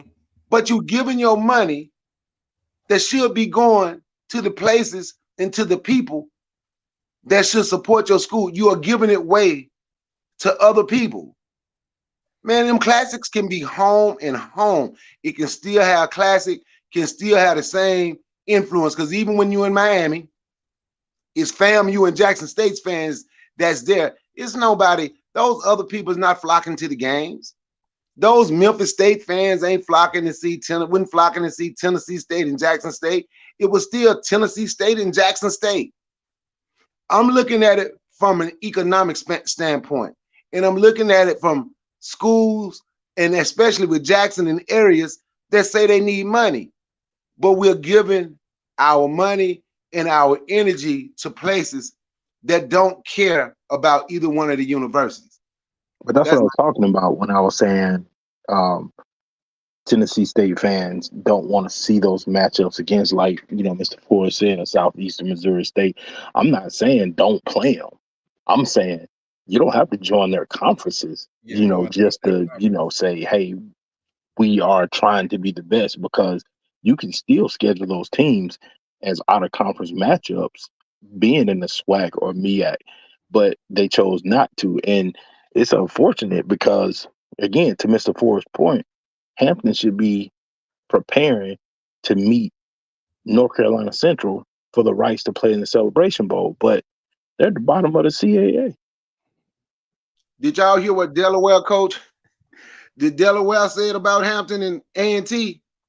Yeah, we were talking about that earlier, but my whole thing about that is, like, if you know, he was saying, like, well, it waters down the CAA, but I'm like, to me, if your true intention was to go FBS, you would have did that a long time ago. Hey man, what Dr. Cavill said last night on the thing, I'm paying attention to it, but he was saying there goes the neighborhood was a racist trope. Oh, absolutely. He was saying that, you know, the guy was basically being passive aggressive, but he was basically saying that they have sort of an elitist attitude, you know, to think that we are supreme, but you're not even wanted by the other FBS conferences that you're trying to go to. The MAC doesn't want Delaware no more than the Big Ten or ACC wants Delaware. But you're saying that there goes the neighborhood because A&T and Hampton joined, whereas they wouldn't get the same if Delaware wanted to join the MEAC. Nobody in the MEAC would say that. I mean, yeah, you get some jokes here and there, but they'd be welcome with open arms. Hey, look, play ball. Like, if you win the conference, you win the conference. But we don't get the same respect when it comes to elevating and getting to those other conferences. But again, personally, I think North Carolina A&T and Hampton should have stayed where they were. And you can still elevate your program by being in the MEAC, by scheduling those out-of-conference games with those other schools, bettering your program. And then when you walk into their house and then you beat them, guess what? You walk away with a nice check to bring back to your campus. What's going on, Jerome? Yes, sir. Hey, I just wanted to chime in real quick, fellas. And for everybody in the chat, all the Jacksonians, happy belated Founders Day. Love. Yes, sir. So there was a brother that just mentioned, about the classics. So it's a double-edged sword. It really depends on which classic you're referring to. So when it comes to the Orange Blossom Classic, if I'm not mistaken, both schools walked away with $450,000 per year. And of course, you can multiply that times 3 years, do the math, that's well over, $1 million. There's not too many HBCUs that can say for a regular home game, they are actually making $450,000 after all expenses. And see, that's another caveat a lot of us are not taking into account. When it comes to playing a home game, there's cost to that, especially when you're talking about hosting a night game. So you're talking about security, you're talking about the lights. You got to pay, the people to work the gates. You got to pay the people that's doing the operations. It costs money. So you might see a packed football stadium, and you're thinking, oh, we cleared $1 million, or we cleared, XYZ, but not so much. You need to have a real conversation with your athletic department, your athletic director, and they'll break it down to you. Number two, when it comes to the Southern Heritage Classic, I definitely agree. It was past time that we got up out of Memphis. The reason why is because with the city of Memphis, they should have mirrored what the city of Charlotte or the city of Baltimore did with the CIAA tournament. The city of Charlotte and the city of Baltimore, they pulled funds together to disperse to the actual conference. The city of Memphis has never done that for Jackson State or Tennessee State. So in a sense, I'm not going to call it a Ponzi scheme, but to only make like 250 or 300,000, it's preposterous, man. It was a slap in the face. So yeah, it was definitely time for us to leave. But I will say this: there are some classics out here that do compensate the schools very well, and we gotta be careful when we're using certain language regarding these classics, because you gotta understand, man, that when a lot of these classics were formed, especially the ones that were far away, the purpose and the premise of it was for, because I'm sure all of you guys know about the Great Migration. The purpose, of course, was for the HBCUs to reconnect with those fans and those alumni who had, of course, since migrated up the East Coast to Philly, Jersey, New York, to the Midwest, with Ohio and Detroit and Chicago, and of course out west, and then we've seen quite a few classics in all those spaces, and it's given our universities an opportunity to really reconnect with those alumni chapters, those fans that have somehow, throughout time, they kind of got disconnected. I don't think classics are a bad thing. We just got to make sure we have the right people at the table who are negotiating the contracts. And as we've seen, as these contracts get exposed over the last 2 years, across the board, HBCUs do not have the right people at the table to negotiate these contracts when it comes to working with the promoters, the sponsors, et cetera. So again, the classics aren't the problem. It's just more so, who's at the table to make sure the schools are taken care of and compensated properly. But A&T, I don't think because I live here in Charlotte, I don't think that their program fell apart because they left conferences. I think it's more so because Broadway retired and the coach that replaced him, he just didn't have that type of chemistry to make sure that the team kind of, the program stayed gelled together. And look, I liken it to when Jackson State fired Coach Comedy. I'm gonna be real. Don't remind us that. No, because I'm gonna tell you, man, just knowing what really was going on and the program and the APR taking a dive, it was time for us to part ways with Comedy. The issue was not firing Comedy. The issue was who we replaced him with, So we could have easily replaced Comedy with what is his name? Darryl Asbury, or the brother that was at North Carolina Central that took them to the Celebration Bowl. He was a Jacksonian. We could have replaced him, with TC Taylor. But the issue was Jerry Mack. Jerry Mack. There we go. And Jerry Mack wanted that role. But again, sometimes it's not necessarily what we do is the wrong, the wrong choice. It's who we replace it with. And that's necessarily the issue. So we got to make sure, continue to guard the yard, make sure we got the right people at the table helping to negotiate this stuff. I see we got Let me Timona say up this in right here. quick. And let me say this right quick, Doc. I'm gonna say this right quick. Because he said how much money they made in Miami. The city of Miami made $16 million. Why are we giving our money to them? I'm just saying they make 16 million this year. That was this year. Over that But it's, weekend. but you know what? It's kind of hard to equate how that translated to the affiliation with the Classic because that's Labor Day weekend in Miami. Well, So not trying to be. according Go to ahead. CBS News, I'm gonna tell you where I got the report from CBSNews.com. It was 16 million made this year from the Orange Blossom Classic. That's where I got it from CBSNews.com. And the only Yeah. thing I'm saying is the schools who's there participating, the money should be going to those businesses that support the school. We are giving away our economy to people who don't care about us. That's the point that I'm making. So I'm gonna challenge you, right? So I'm gonna challenge you. So Jackson State last year we had two back-to-back games that generated over, if I'm not mistaken, like 40-50 million dollars for the city of Jackson. How many of those businesses, we're talking about hotels, gas stations, grocery stores, etc. How many of those businesses wrote checks back to Jackson State? Very few. How many of these other black businesses in Nashville and Tallahassee and all these other cities, Baton Rouge, are writing checks back to them schools? I don't know. Well, But let me answer right quick. Then I'm gonna look. I don't know, but this is what I can say. You are in a position in your city where you can tell them we are bringing you this economy. You got to give back to the school. You can't do that in Miami. You can't do that in Memphis. You can't even talk to those people because they don't care. I'm not saying we have to hold each other accountable. And the black businesses should be held accountable. If they're not giving back, there should be some people from the school that's talking to them. You all have to give back. So the majority of the businesses that are profiting off of Jackson State in Jackson, Mississippi are not black owned. So like those hotels, the ones that are getting the bulk of the money.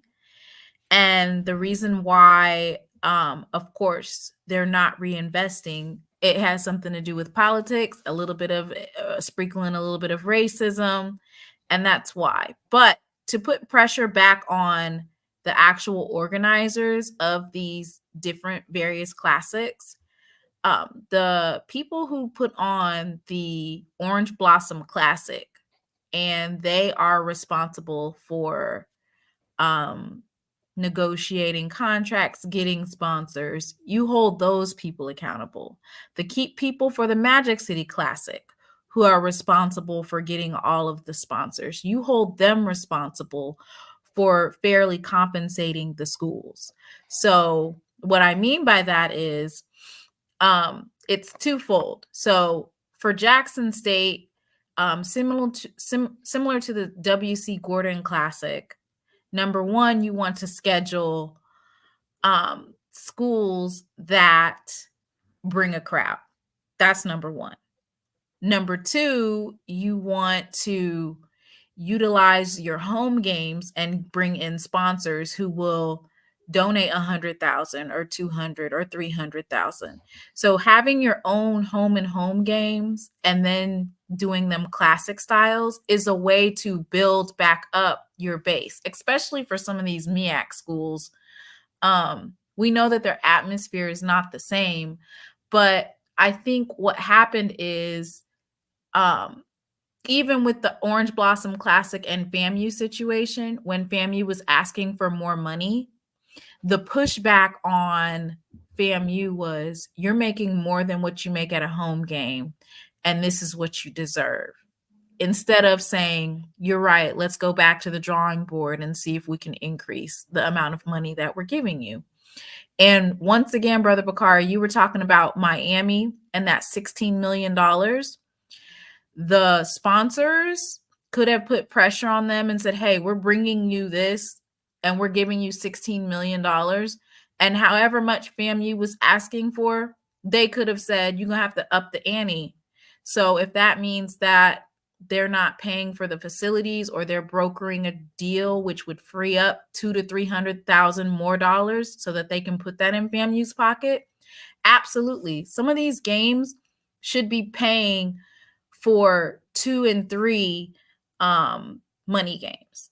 So if you're taking home $300,000 to $400,000 for playing an FBS team, there's no reason why for a classic that brings in millions and millions of dollars for some of these cities that you're not in the clear taking $700,000 to $800,000 and you're playing your own and you're going to have a sold out crowd. That's cool. And you know what? To Mona's point about those money games and why some of us are so dependent on these classics. Honestly, man, we can shut the whole conversation down by saying the reason why, because folks not showing up to the games. If we just show up and pack out our stadiums, there will be no need to have a money game. There will be no need to play in a classic. You only making $300,000. Well, that's Texas State, like for Jackson State, I mean, even if you have 20,000 people showing up, you're clearing 700,000 just on ticket sales, not including parking, not including tailgating. So for Jackson State, even at home game where you have only 20,000, which is on the low end of the spectrum, you're still clearing that 300,000. So I can't really say that the accepting of money games where it's 300,000 or even the classics where it's 450,000 that it's beneficial to Jackson State, because I'm not saying that the expenses outweigh, but what I'm basically saying is Jackson State any given Saturday is clearing the amount of money that it takes. Now, playing devil's advocate, Isaias Guthrie's did say that playing in one of the classics where the Senior Bowl takes place, that he did like doing that because some of the people from the Senior Bowl came to the game. So scouts were coming. To the student athletes point, student athletes like getting on planes and staying in hotels in Miami, you know? So the experience that student athletes are gaining from some of these classics, I can definitely understand that they like it. But on the business side of the business front, they need to take care of that. I just want to say this, man, real talk. 16, they're making 16. I agree with FAMU, Jackson State. If you're going to make 16 off me, ain't no way I shouldn't walk away with 1.5. I'm just being honest. In the 1.5 in the clear after expenses? Well, I'm just saying, give me 1.5. If y'all making it 16, give me 1.5 for both schools. I'm just saying. I mean, I totally agree with you, because if you do 1.5 and they're saying, well, where are we going to get the other money from? Trust and believe. If you bring in that much money, they'll find you an extra mil.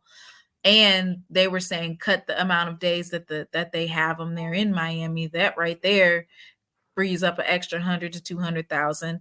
But there's nothing. I don't think there's anything wrong with the classics, unless it's a game that you would do better if it was a home and home situation and you're bringing the crowd to your school. Like, you know, the Magic City Classic, I don't know, how good do you think that would do if it was a home and home situation? Don't you think it would do very well? Yeah, we just talked about that. It would do very well, but I think it's good for Alabama State's recruiting. They have great facilities, a beautiful stadium. It would be great for their school, especially since you have such a nice stadium and not a sold out stadium at most times. That would be a situation where you could do that. And then instead of allowing Magic City Classic to take all of the funds, that would be something where if they can see what numbers you have done over the past 10 to 15 years, 20 years at the Magic City Classic, those sponsors will follow you to that home and home. Then that 200 to 300,000, or if you have new sponsors, you can gain new sponsors. They will be spending the money, and guess where it goes? Into your pocket. I think too, though, at the end of the day, that a lot of these sponsors of these classics, be public with your books, man. Yeah, if you're clearing 16 mil, and you tell me I should be satisfied with 750 or 800, open up your books and show me exactly what your expenses were and what you brought in. Because if you spent very cheaply on expenses to promote an XYZ and you pocketed the most, yeah, I'm being shortchanged, because you are, and that was one of the things why Alabama A&M sent the cease and desist, because they know their brand, the value of it, and what it brings. And so if your brand rings out and you're being used to make profit, but then I'm only getting pennies on the dollar, yeah, we need to talk about that. Dr. Gaville asked, who pays the school the $1.5 million? So if right now, I think it was like what, 600 million for, or it was, no, not 600 million, 600,000. So where would the other 800,000 come from? So when we talk about $16 million, what we're saying is that's the amount of money that the city of Miami gets. So the city, like the government officials, the city council, this, that, and the third, they can, if there's like different expenses that FAMU has to pay to utilize the stadium, to get it painted, the amounts that they're paying for the hotels, whatever it is that they're being charged, the way that they get that that extra 1.5 million, or however they're going to divvy it up, the way that they would get the extra, the amounts that they're paying for the hotels, whatever. Okay. So that's where the money comes from. So if you have them paying for hotels, the city figures out a way to get the hotels for free. Boom, there's 300,000. If the stadium is being charged and you're being charged for security, if you're being charged for, I guess, the police officers that are on duty, painting, there's all these different charges that are accrued by having a football game. Those expenses would be taken away. By those expenses being taken away, that is money that goes back into the pockets of the school. Also, Miami has a really big casino. Add the casino on as a sponsor. There you go. To Timona's point, man, every city has. That is the economic impact. But what I'm saying is, because the city is getting this economic impact, they need to utilize what they have going on, which is the ability to take away expenses incurred by that the Classic has to pay for. Take those expenses away from the Orange Blossom Classic. Therefore, you're freeing up money that they can give to the school. Yeah, I just want to jump in, man. To Timona's point, there's also what's called the Chamber of Commerce. So we saw the same thing here in Charlotte when it came to the CIAA and how the city of Baltimore was able to outbid the city of Charlotte. The bidding comes in from that Chamber of Commerce. They have coffers. They have cash reserves specifically earmarked to attract and retain these type of events. We got NASCAR here in Charlotte. We got the ACC tournament. We had the CIAA tournament. We had a lot of big events. And the Chamber of Commerce's responsibility is to allocate those funds to attract and retain those type of events. Every city has a Chamber of Commerce. That's where that additional funding comes from. And there's tons of course, investors within all these mid-sized and large cities that could definitely get it done. It's the same way that they figure out a way to make it so that the stadium that they build in all these cities, when it's an NFL stadium, the reason why they don't pay taxes on anything or they get all these tax breaks, it's the same way. They can find the money. And I know that Dr. Cavill keeps on talking about the $16 million worth of economic impact. But what we're saying is, because of that economic impact, the city can find ways to cut some of the expenses that are incurred by the Orange Blossom Classic. Those expenses can then be reinvested into the school. And Dr. Cavill, I'm not saying that the city commerce or the Chamber of Commerce makes that revenue. What I'm saying is the Chamber of Commerce does have cash reserves. They have coffers specifically for these type of events. And they could actually, of course, earmark some of this money to kind of offset the difference for what the schools are actually looking for. But overall, man, I think, again, getting back to my point, we've got to increase our fan attendance. Our schools can no longer solely rely on these classics or solely rely on homecoming when it comes to, generating a lot of revenue or seeing a big fan base. When it comes to sponsors, they want to see consistently packed home games. You can't attract sponsors if your only big home game is homecoming. It's not going to work. So the onus, of course, not only is on the university to make sure we got the right people at the table when we're negotiating these contracts, but the onus is also on the alums and the locals and the fans.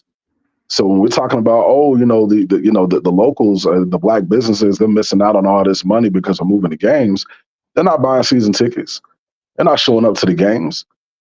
Now, Jackson State is an anomaly. I really want to take Jackson State out of this because it's not really any other HBCU that kind of has that level of fan support and consistent traveling fan base like that.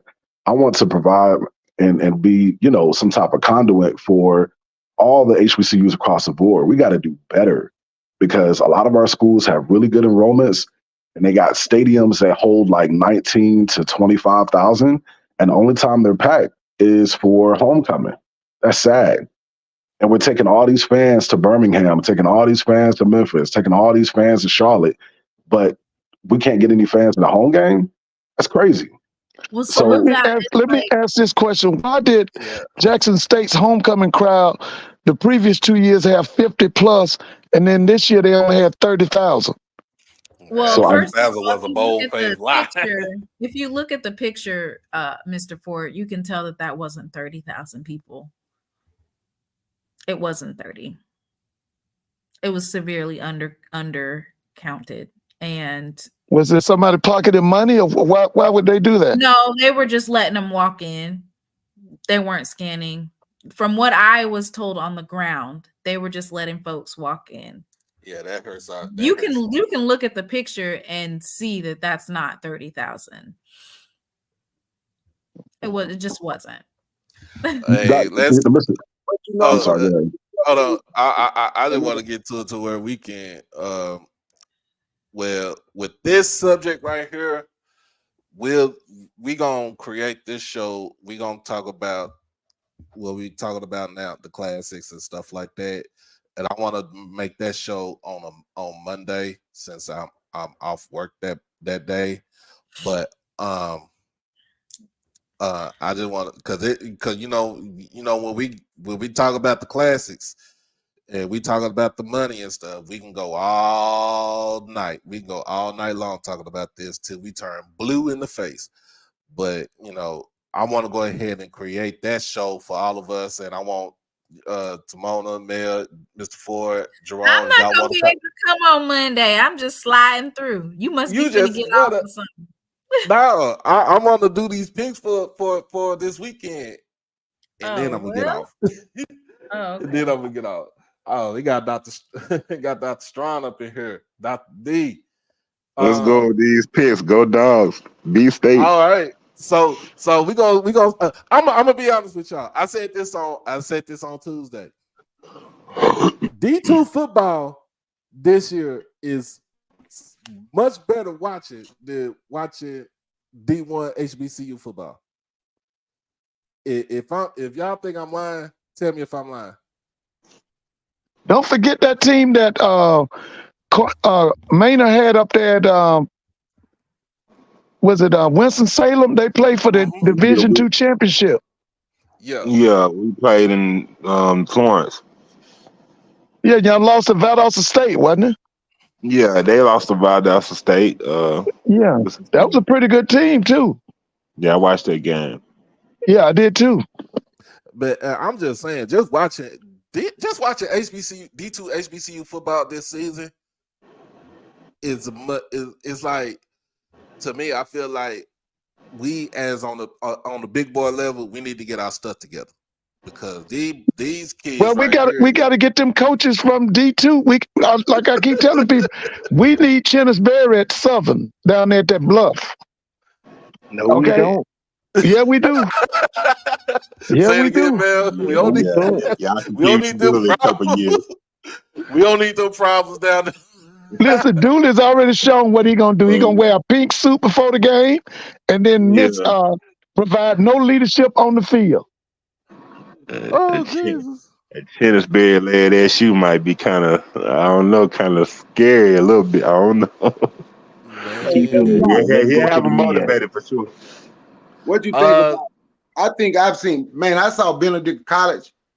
Man, I've seen a couple of these D1 HBCUs, a few of them. I believe Benedict College will walk. I'm just being honest with you, man. I know they'll beat A&T and possibly South Carolina State.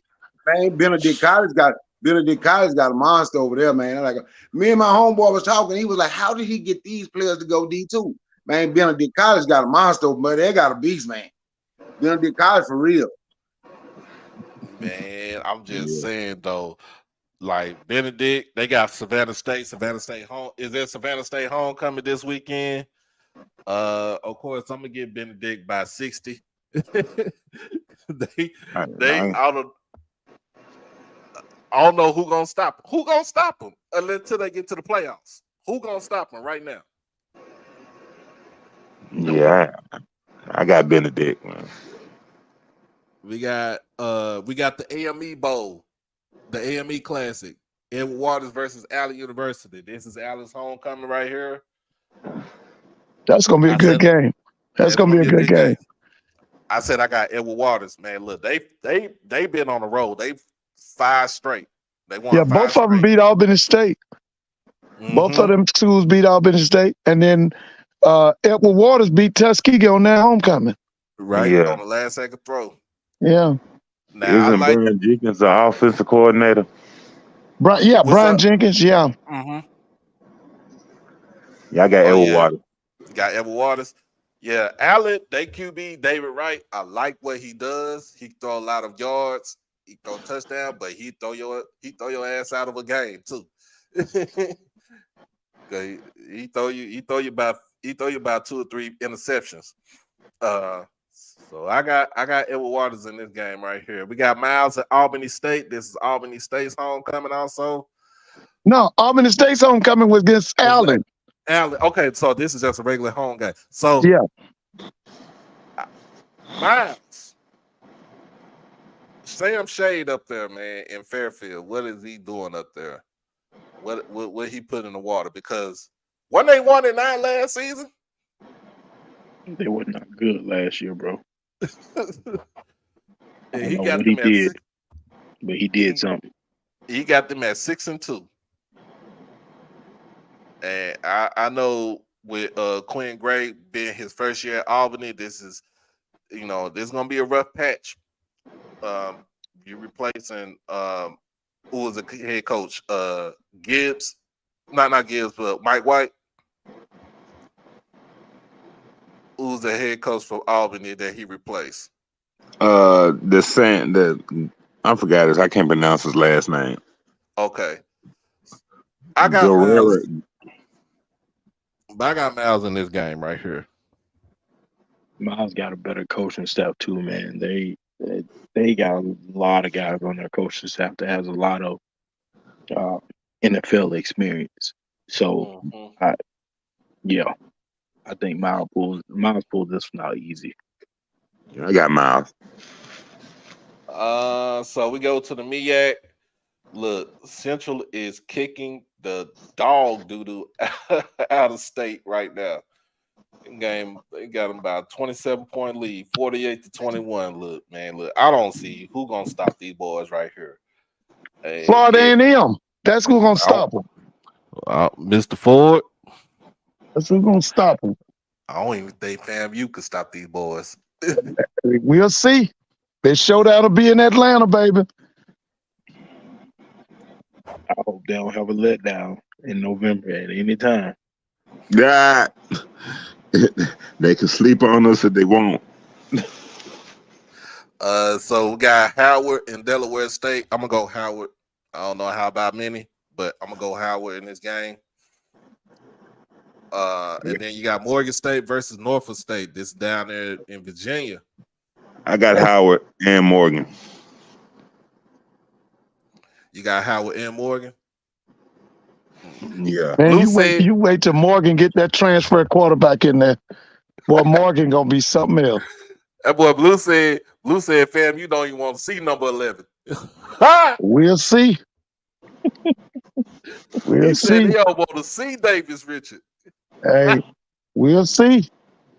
Man, look, we're going into this SWAC. We're going to the SWAC play. So you got Jackson State versus Pine Bluff. Of course, I'm gonna go with us. I ain't gonna say about 40. But I like what we did. Jacoby Morgan is a grown man. What you think about that, Mr. Ford? Jacoby Morgan starting over. Yeah, they calling him the Cam Newton of the SWAC, ain't they? Mm-hmm. Yeah, big kid. Big kid. I got JSU. Got JSU. Got Mississippi Valley versus Alcorn down at the reservation. Alcorn by 40. Alcorn by 40. Alcorn, but I don't know about 40, but I got always Alcorn. Could be a trap. Could be a trap. Could be. Hey, it is. Is that game in Lorman or in Itabena? It's at the reservation. Alcorn by 40. Oh man, we got Bethune-Cookman versus Grambling. They had the whole. They just Grambling time to get back on the winning streak. Yeah. I got Grambling. Yeah, I'll take Grambling. We got Texas Southern. They down in the Bluff this weekend against Southern University. Now, Texas Southern has owned Southern for the last 2 years. They did put that goose egg on them last season. I'm going to go with Chaos. I'm going to go with Texas Southern. I'm going to go with the Third Ward Tigers. I got Gucci Dooley in the fighting Gucci Dooley suits. The pink suits, Gucci made all the way. Yeah, get out of the Dooley. Oh, man. So we got one game of the week in the SWAC. We got Prairie View taking on the 6-1 Florida and the Rattlers for FAMU's homecoming.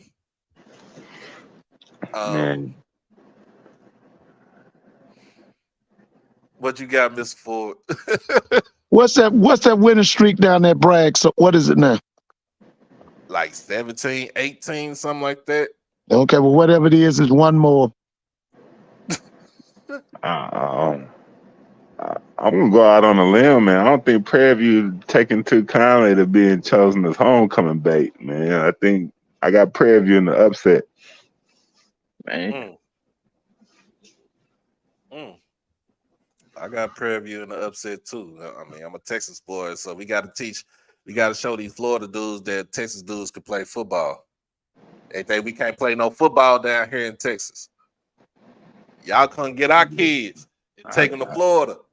And I think Prairie View got some Florida kids on their team. I know they got Juice Jenkins Jr. out there. I know they got probably some other Florida kids that want to come home and do that thing. Florida kids are all over the country, man. Yeah, so listen, if you go to the Big Ten, you look at all them Big Ten teams, all of them are filled with Florida kids. Yeah. You look at the ACC, the SEC, all of them. Even the Pac-12 is a bunch of Florida kids out there. And now for the game of the week,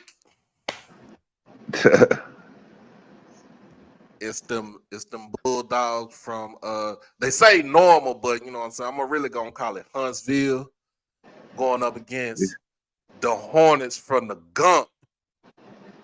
Who you got? Put it in the chat. Let me know who you got. Put in the chat. Make sure you donate to the channel.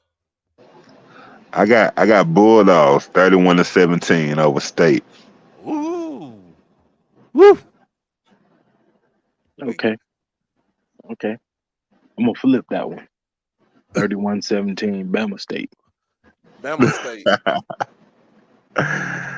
And he said he gonna creep. It ain't gonna be no open casket funeral. It's gonna be a cremation.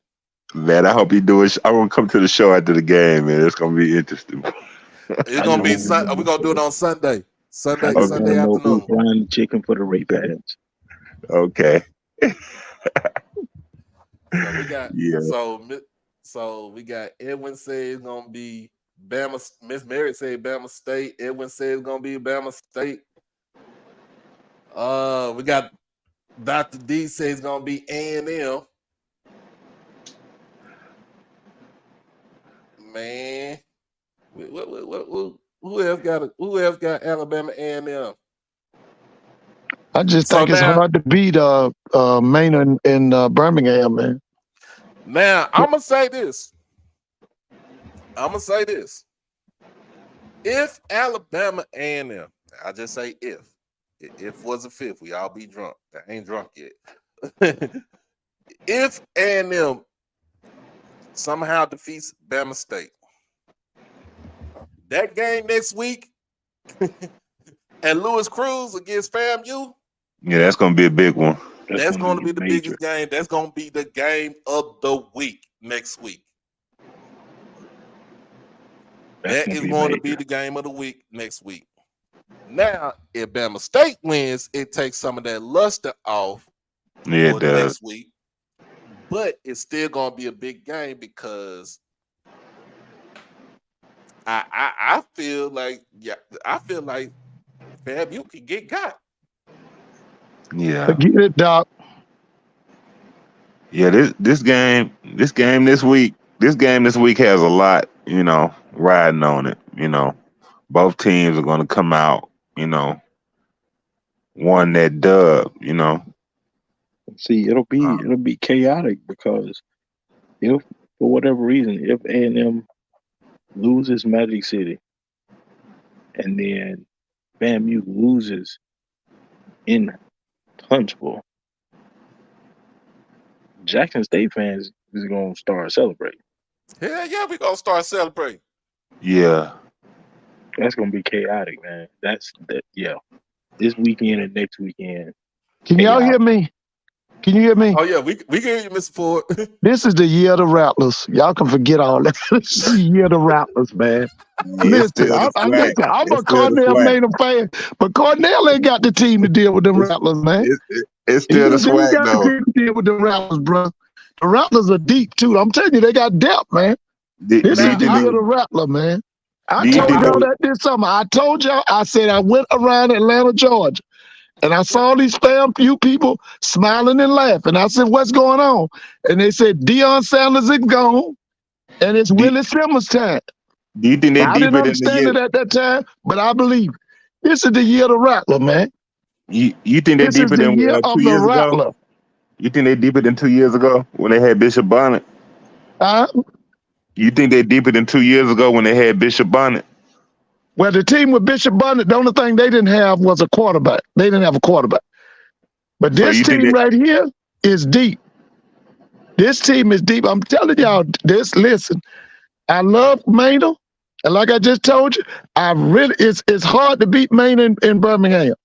Because you go back, what's Maynard's record in Birmingham? Like 1-4. Well, 4-1. 4-1. Listen, he 4-1 in Birmingham. That's why I can't pull against. I can't pick against him. But I'm just telling you, when them Rattlers come to Huntsville, Just remember, it's the year of the Rattlers. And not only that, when them Rattlers come to Atlanta in that Celebration Bowl, they're going to take down Central. Be on the lookout for it. They're going to do it. This is the year of the Rattler. Mr. Ford. I mean, This is the year of the We'll Rattler. see. I Texas mean, Southern this had is him up against swag. the rope. Texas Yeah, Southern had him up against all I the gotta rope. say, this is swag. I'm This gonna is say the this, year of the Rattler. but I'm gonna say this though. I've been preaching this the whole season for FAMU about FAMU. You cannot start the game all slow. I'm telling you, you can't start out get a slow start and then think you want to turn, you want to rev the engine up and turn it on in the second half. You can't do that.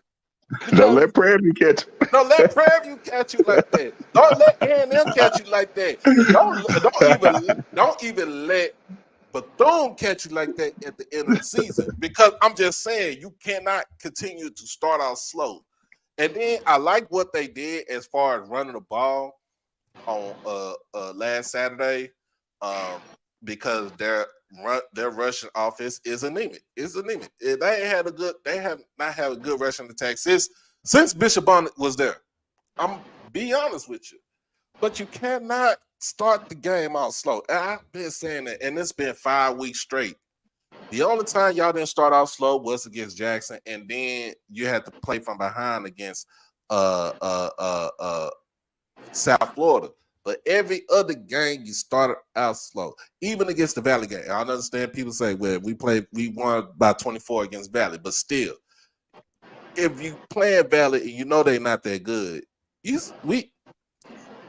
supposed to blow them out. But then again, we talking about you play them in Valley and it's at Valley, so you eliminate some of those. You get what I'm saying? You eliminate some of the speed that you have. We got what you got, T? What you got? They want to see your face so you can say Prairie View by 40. Last week,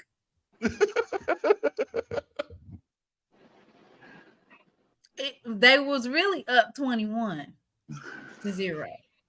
Who is this? The team against FAMU. Oh, Texas Southern. It was really supposed to be 21-0.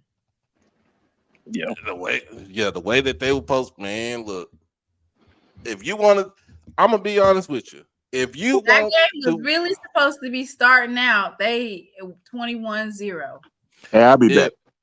All right. If you really, really, really want to keep Musa off the field,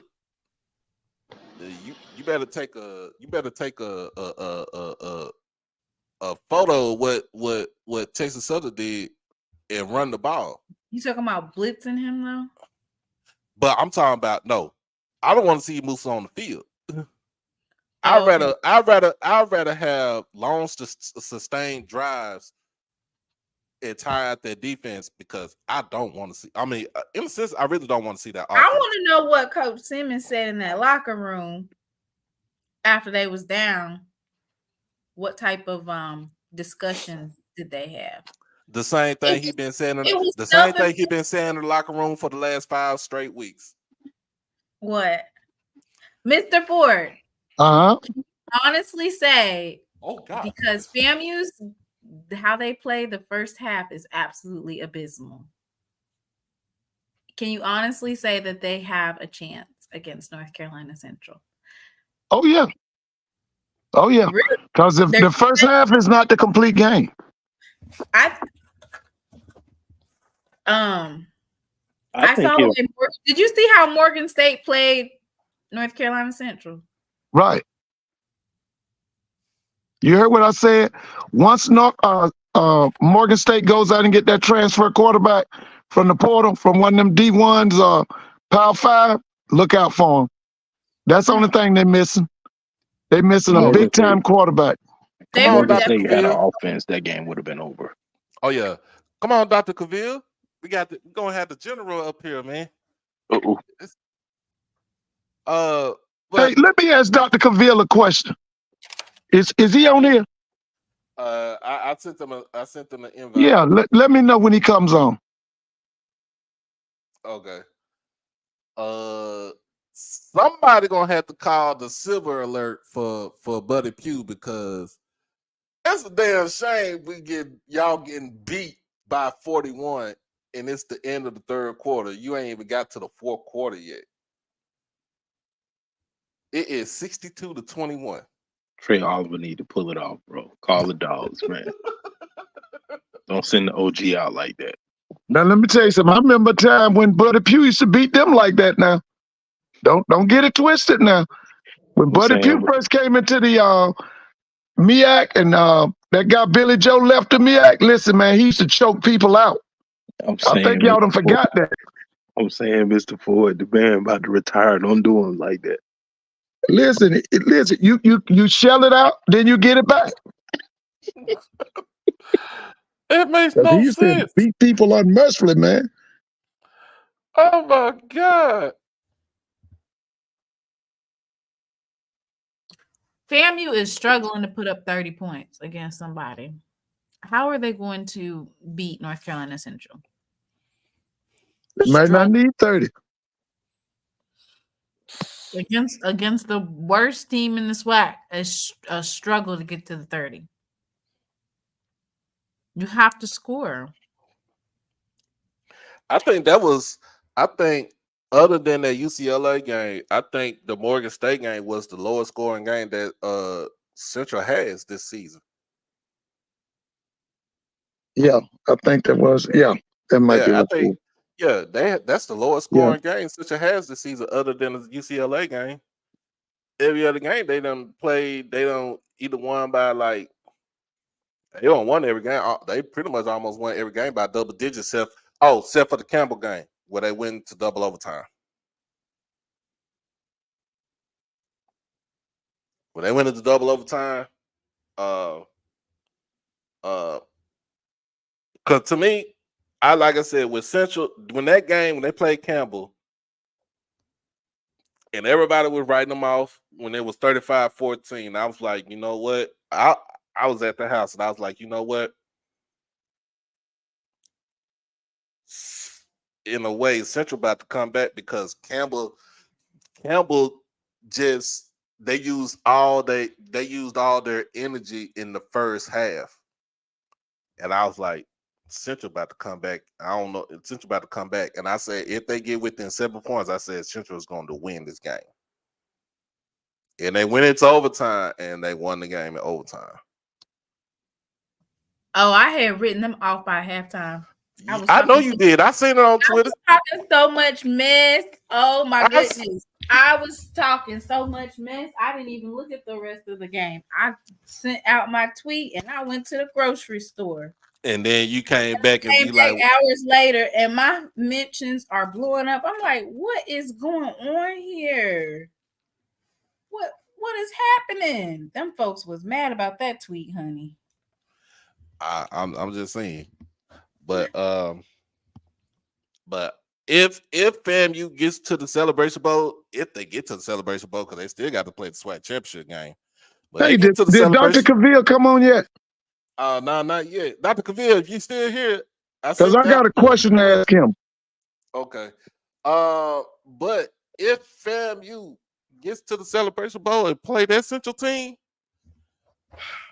hey Mel, what you think the score would be by 30 or 40? Which game? Is Central play FAM? Ooh, it'll be under 14. It'll be under 14? Yeah, it'll be under 14. Well, I mean, total score. I mean, it'll be above that. But in terms of the spread, I say under 14. But I think each team, they score at least 24 to 28 points. It's all about who can capitalize on the mistakes early, because we seen what Central did with Morgan. And I don't think FAM's defense is like Morgan's. But I don't think Central has an answer for number 10 from FAMU.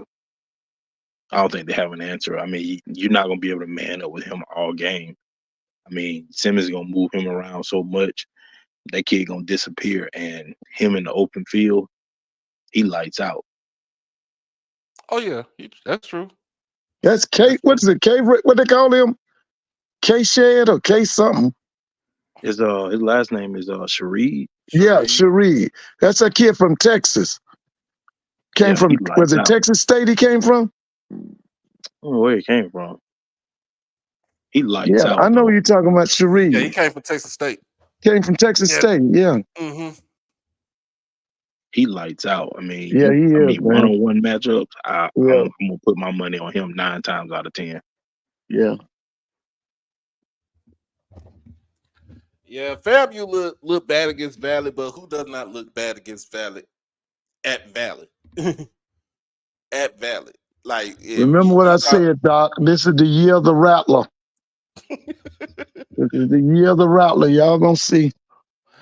Oh yeah, and I'm gonna be on that coach's call on Monday morning too again, because last week, this past week was my first one. I've been missing him because I've been have to work and stuff. Oh, I'm gonna send you the link. It's gonna be in the chat, Dr. Cavill. You should see it right there.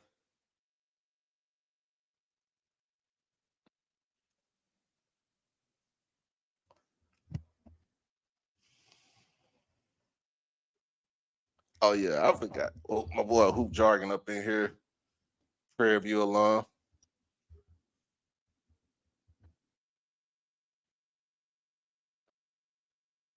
But yeah, man, I don't. Nah, that's like, but that like even when we played Valley, we were supposed to win that game. I thought we were gonna win that game by at least 30 or 40, and Valley just made that game so ugly.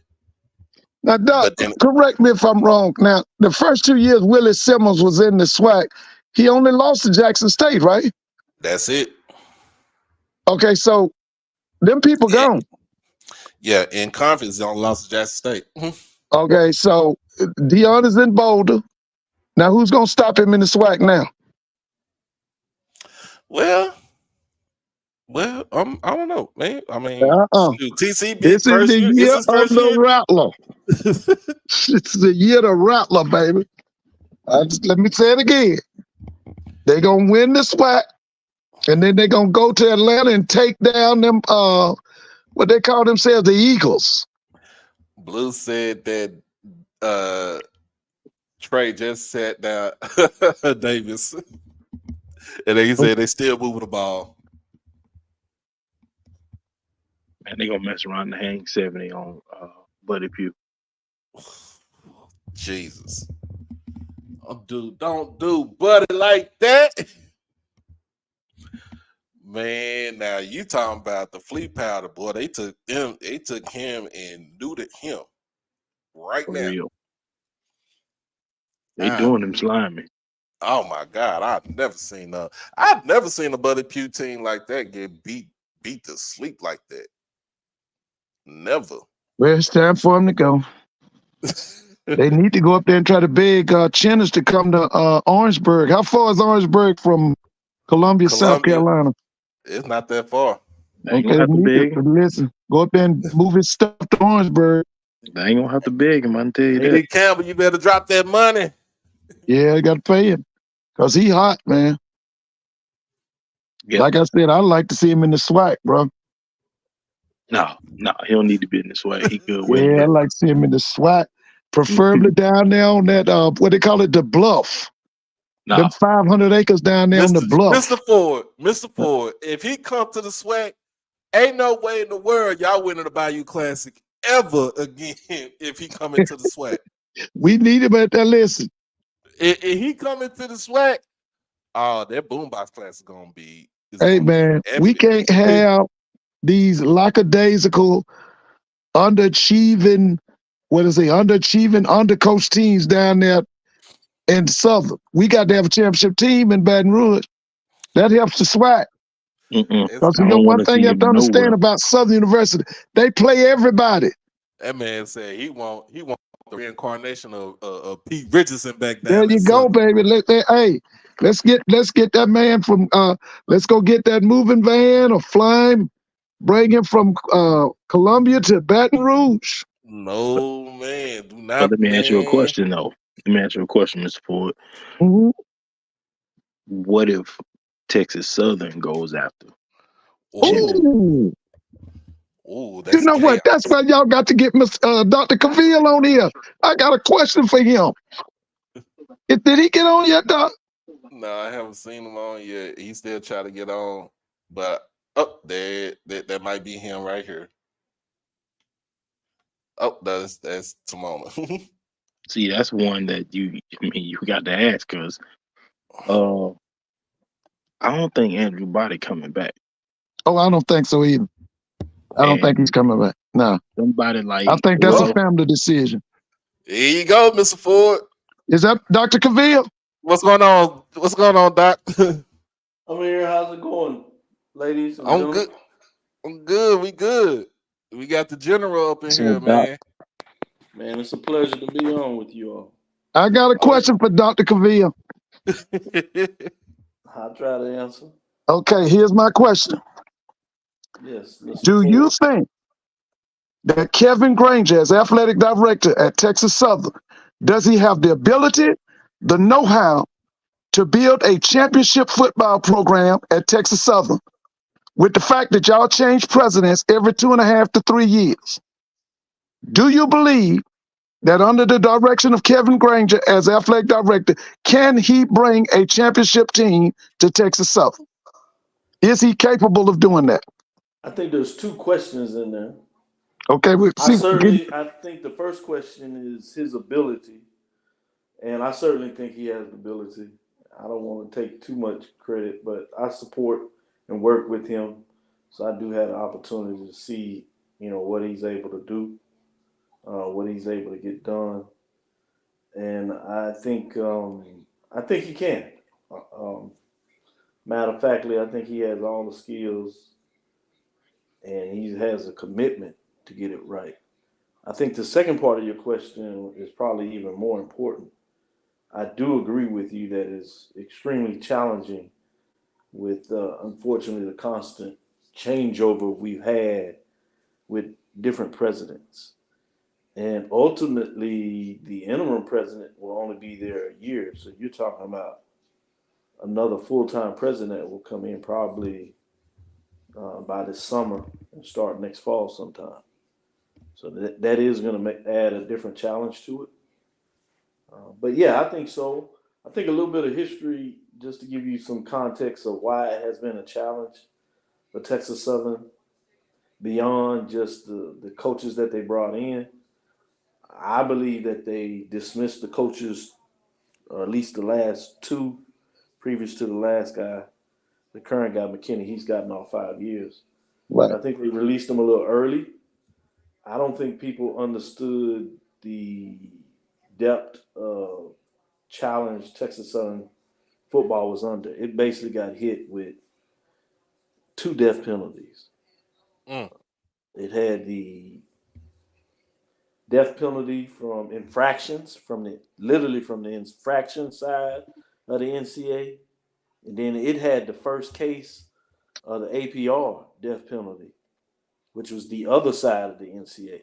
All those happened at the same time, and obviously TSU didn't want to put it out there because they thought it would hurt, and so they don't. So I don't think people understood that, which is fair. But I think that has been a major challenge. And every time a coach starts to build some things, the previous AD, Dr. Charles McCullough, many things that he's done right, including basketball. I even think he pulled the trigger too early, and I understand why he did on a couple of coaches. And that has been the downfall of TSU football program. All that is erased now. So this new coach is going to come in with a free slate. So we'll see if he can get it right. Well, my final question. I'd like, from your opinion, why is it that Texas Southern would not invest in Durley and build Durley up instead of going to play in that soccer stadium? Where you Don't gonna you get the think it would funds? be advantageous for Texas Southern to play on the campus of Texas Southern Oh, University?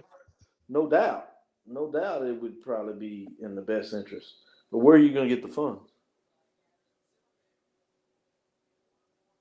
See that what's up, Doc? In the state of Texas, you cannot use legislative funds for athletic. Period. And so, unlike Prairie View, that the gift and the curse, because a lot of people don't like the connection with Texas A&M, and I'm frustrated at times. But I'm very honest and open. The benefit that Prairie View had was that it had the connection with Texas A&M and was able to learn how to use the same foundation framework when they created the Prairie View Foundation that Texas A&M did, because they used literally the framework to do that. And they were able to get the financing under the Texas A&M system, so they got it at a major discount rate. I mean, they had to pay for it fully, but the interest on what it costs to do a multi-million-dollar stadium is significant when you get the benefits of what the Texas A&M system was able to do on the interest accounts. So going back to Texas Southern University, there has been discussions, but where are you going to get multi-million dollars to update that facility? They've done some small things at a time because they can get like $100,000, but it's not significant. And the realistic thing is, you have a multi-million-dollar stadium. Obviously, you're sharing it with the Dynamo, but there are a lot of benefits in terms of playing at that facility because it's state of the art. So that's the challenge. That's what they had to do. That's why they played over there. They play one game on campus, which is homecoming. But if you've noticed, they don't play a SWAC team on campus. There's an issue with the playing surface in terms of the runoff. The runoff does not have the regulation runoff that is needed for a FCS or a SWAC team to play on their field. So there's a lot of financial needs to upgrade that facility, not even in terms of the additional seats that you were probably alluding to, which would be perfect. But just to do the field is a couple of $100,000 to a regulation size. Lately, they've been spending about $30,000 to bring in just additional seats. But that's become quite expensive as well. I have pushed to play some of your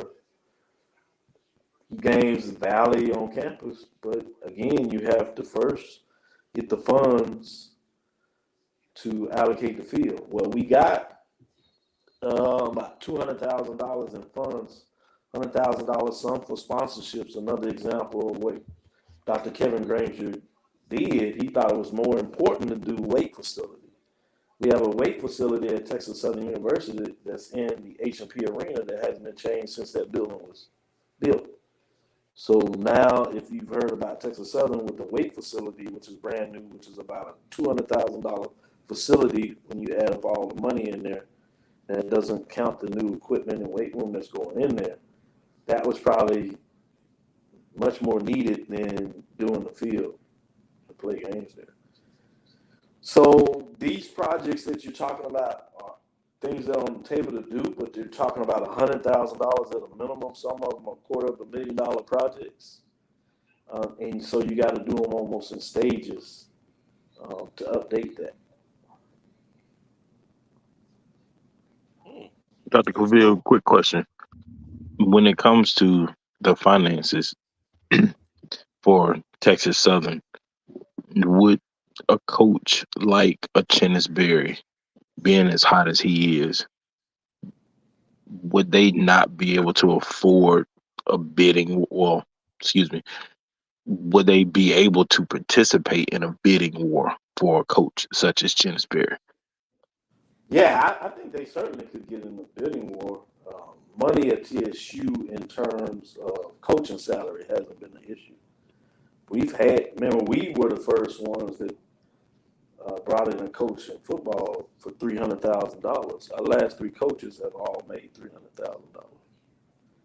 Gotcha. That was before anybody even thought about really getting to the 250 mark. So the financial side, and that's with about $750,000 in coaching salary. We had offensive coordinators and defensive coordinators 2 coaches ago that were making over $100,000 before anybody else in the SWAC was even thinking about doing it. So I bidding war, I don't think that would be an issue. I don't think we would get in a bidding war for Chinnisberry because I think there's a couple of other options that they would look at. I made a recommendation to make a strong look at Chinnisberry, but I think I don't know if he would be a natural fit in terms of the expectations. I think he's a great coach, but I think there's some, in the city of Houston, there's some expectations of what that would look like. And I'm not saying that's the right thing, but I'm just telling you, the real. Good deal. Ooh, that's good. We're gonna end this out for now because man, the good general just said a lot of stuff. Ask Dr. Cavill, is this a year to Rattler? And I'm through. Is this a year to Rattler, Dr. Cavill? Yeah, if you ask me at this point, yeah, and I hate to say that as my team, my alma mater is going over there to play him, and I'm a challenge, but, if I had to pick it, you forced me to pick, I tend not to pick on purpose. If I did, yeah, I would go with FAMU, and I think they're going to host a championship. And let me say this, Doc. Off the top of your head, if it's Central and FAMU, who do you have? As of this game, watching this game, I got Central. Coming into this game, I had FAMU. Okay. So I'll probably flip back and forth until that game, just to see how teams are playing. But I think it's going to be like the last couple of games. For the most part, I think it's going to be pretty close. The play here and there is going to decide that game. I do want to add one thing because I know you got to get off. It's getting late. But the reason I was going back and forth in regards to the economic platform, because I think that's an important and really good discussion, is I'm not sure if people understand economic impact is the money that goes in. That's a calculation that goes into all the money that's spent. Mm-hmm. It's spent with hotels, taxi cabs, food, eateries, and all that. So the city doesn't necessarily get those funds. So the question I was trying to ask is who's actually going to write the check? Because I think the overall point you were making, or all we're making, was spot on. Is that you do need to know how to negotiate the money and get above what you're doing. But the problem is when you go into a promoter, for the most part, the promoter may be fortunate if they making $500,000 to $1 million. Most of that money they spending out. So they're not making the money, and they're the ones who write the check. You're right. The city can support and give, a reduced maybe part of the stadium, but oftentimes the Commerce don't own the stadium. As you know, in Dallas and Houston, you got a sports authority. That's separate for the chamber. Do they work together, whatever? Maybe, but they're separate. So it's a little more challenging when it looks to actually get that bid and that money.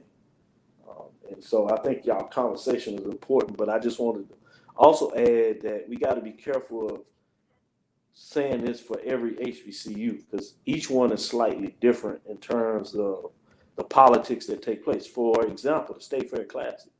Mm-hmm. Many people at Prairie View, including past AEDs, Ashley, going back to Dr. Charles McCullen before he became a doctor and he was the AD at Prairie View. A lot of them had desires to move that game back to campus.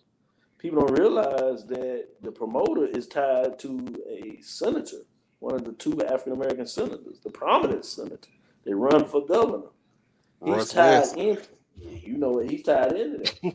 So that's a danger because now you're talking about somebody that supports you from your legislation dollars. Now going against his wishes of keeping it in Dallas to his constituents. You might bite off one arm to feed the other. So we got to understand that there's also politics involved in some of these classics. Some of these classes are run very poor. Some of them are new. Some of them are old. State Fair classes go back to the 1920s. It was the first. It's older. It's the third oldest bowl, if you would, to the Rose Bowl. Yeah. So there's a lot of history in that compared to some of the other ones that are newer. So, but we'll jump on Monday and really get into some great dialogue. I think. Oh yeah, we're gonna make sure. I'm gonna make sure I got you on there Monday night. Gonna be at 6:00 Monday. All right, brother Doc. Keep up the great work, man. Yes, sir. Educating, entertaining, and really providing a service to HBCUs. Mr. Ford brings a lot of good information. A lot of your guests. So half the time I just listen, but I was glad I could get in here and maybe share a little information. Nah, it's all good to me. I appreciate you. Anytime. Thanks, guys. All right. Take care. All right. We got Deacon Mel. We gonna see what happens on Saturday. We're gonna see, brother. Like I say, man, I just want the game to be safe. Want everybody to be safe. Come in safe, go home safe, man. We don't need any foolishness, no violence. I just want to be a great game, man, that we can all, talk about and debate about it next week without having to hear about any craziness, man. Yeah, man. So it was great to have you on here. Absolutely, brother. All right, and we'll see you on Monday, man. Well, actually Sunday. I'm gonna be on here Sunday afternoon before I head to work. So instead of doing it late Saturday night, that's too much to be doing too much right there. So I'm gonna have it. So the after show will be on Sunday at 1:00. Okay, that works for me, man. All right. All right, Mr. Ford. Good talking to you. Okay, have a good night here. You too. All right, Mr. Ford, you got your questions out. And, Yeah. and he says the year of the Rattler. Yeah, you're the rapper. World Series start tomorrow. Oh yeah. First game is in Texas. The first two games are here in Arlington. Right. So it's kind of crazy though. The Diamondbacks and the Rangers. Oh my God. Now I would have been up if it would have been the Rangers and the Braves. I'd have been up for that. I would have probably try to sell a whole bunch of plasma just to go see that game right there. But y'all went and got Bruce Bochy, right? Yep. He's been there before. Mm-hmm. Yeah, y'all went and got an experienced guy. Yep. So man, I want to see what happens tomorrow night. The first pitch is at first pitch is at 7 or 7:30 if I'm not mistaken. Okay. But yep, y'all tune in for that. And then Saturday we got a whole slate of Saturday games going on. Make sure that you are, if you are able to go and tune in to these games. If you are available close to a stadium that is hosting the game, make sure you go in and frequent that stadium and just watch some good football. And also make sure you frequent here on Sunday afternoon at 1:00 for all analysis from the previous day. Hopefully you'll be on here, Mr. Ford, and then on Monday we'll talk about the classics and we'll get more educated on that, and we're gonna have Dr. Cavell on here again on Monday. But appreciate you for coming on as always, Mr. Ford. Okay. And you have a good one. You too, Nate. Y'all have a good night. Man, it was a good show. This was a good show. We're gonna have to get some applause on that. But make sure that you like this stream. Make sure that you comment, and then show some love. Hit that donation button. Just hit the donation button. If you haven't done it, man, all you have to do is just go ahead and go to Cash App and hit the Cash App to HBCU Overdrive. man, every penny, every dollar, every cent counts.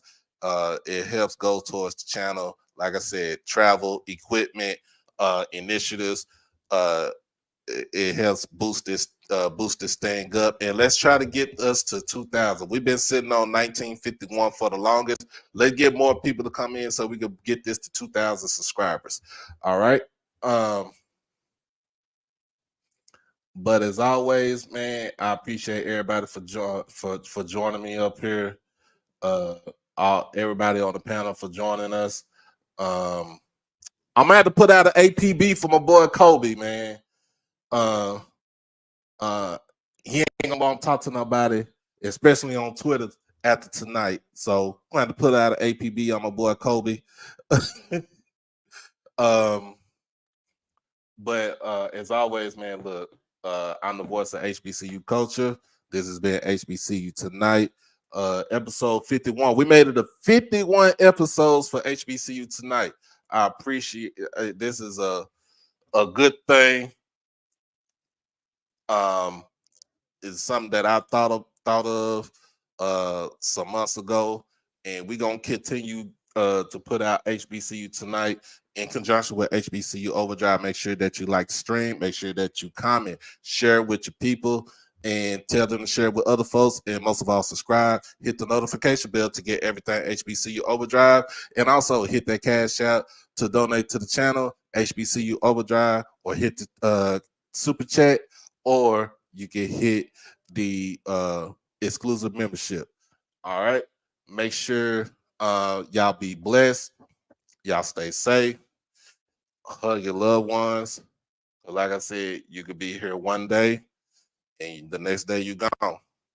We out this thing. We'll be back here. I might do a pregame on Saturday afternoon before I go to work. And then after that, it will be Sunday afternoon for analysis from Saturday's football games.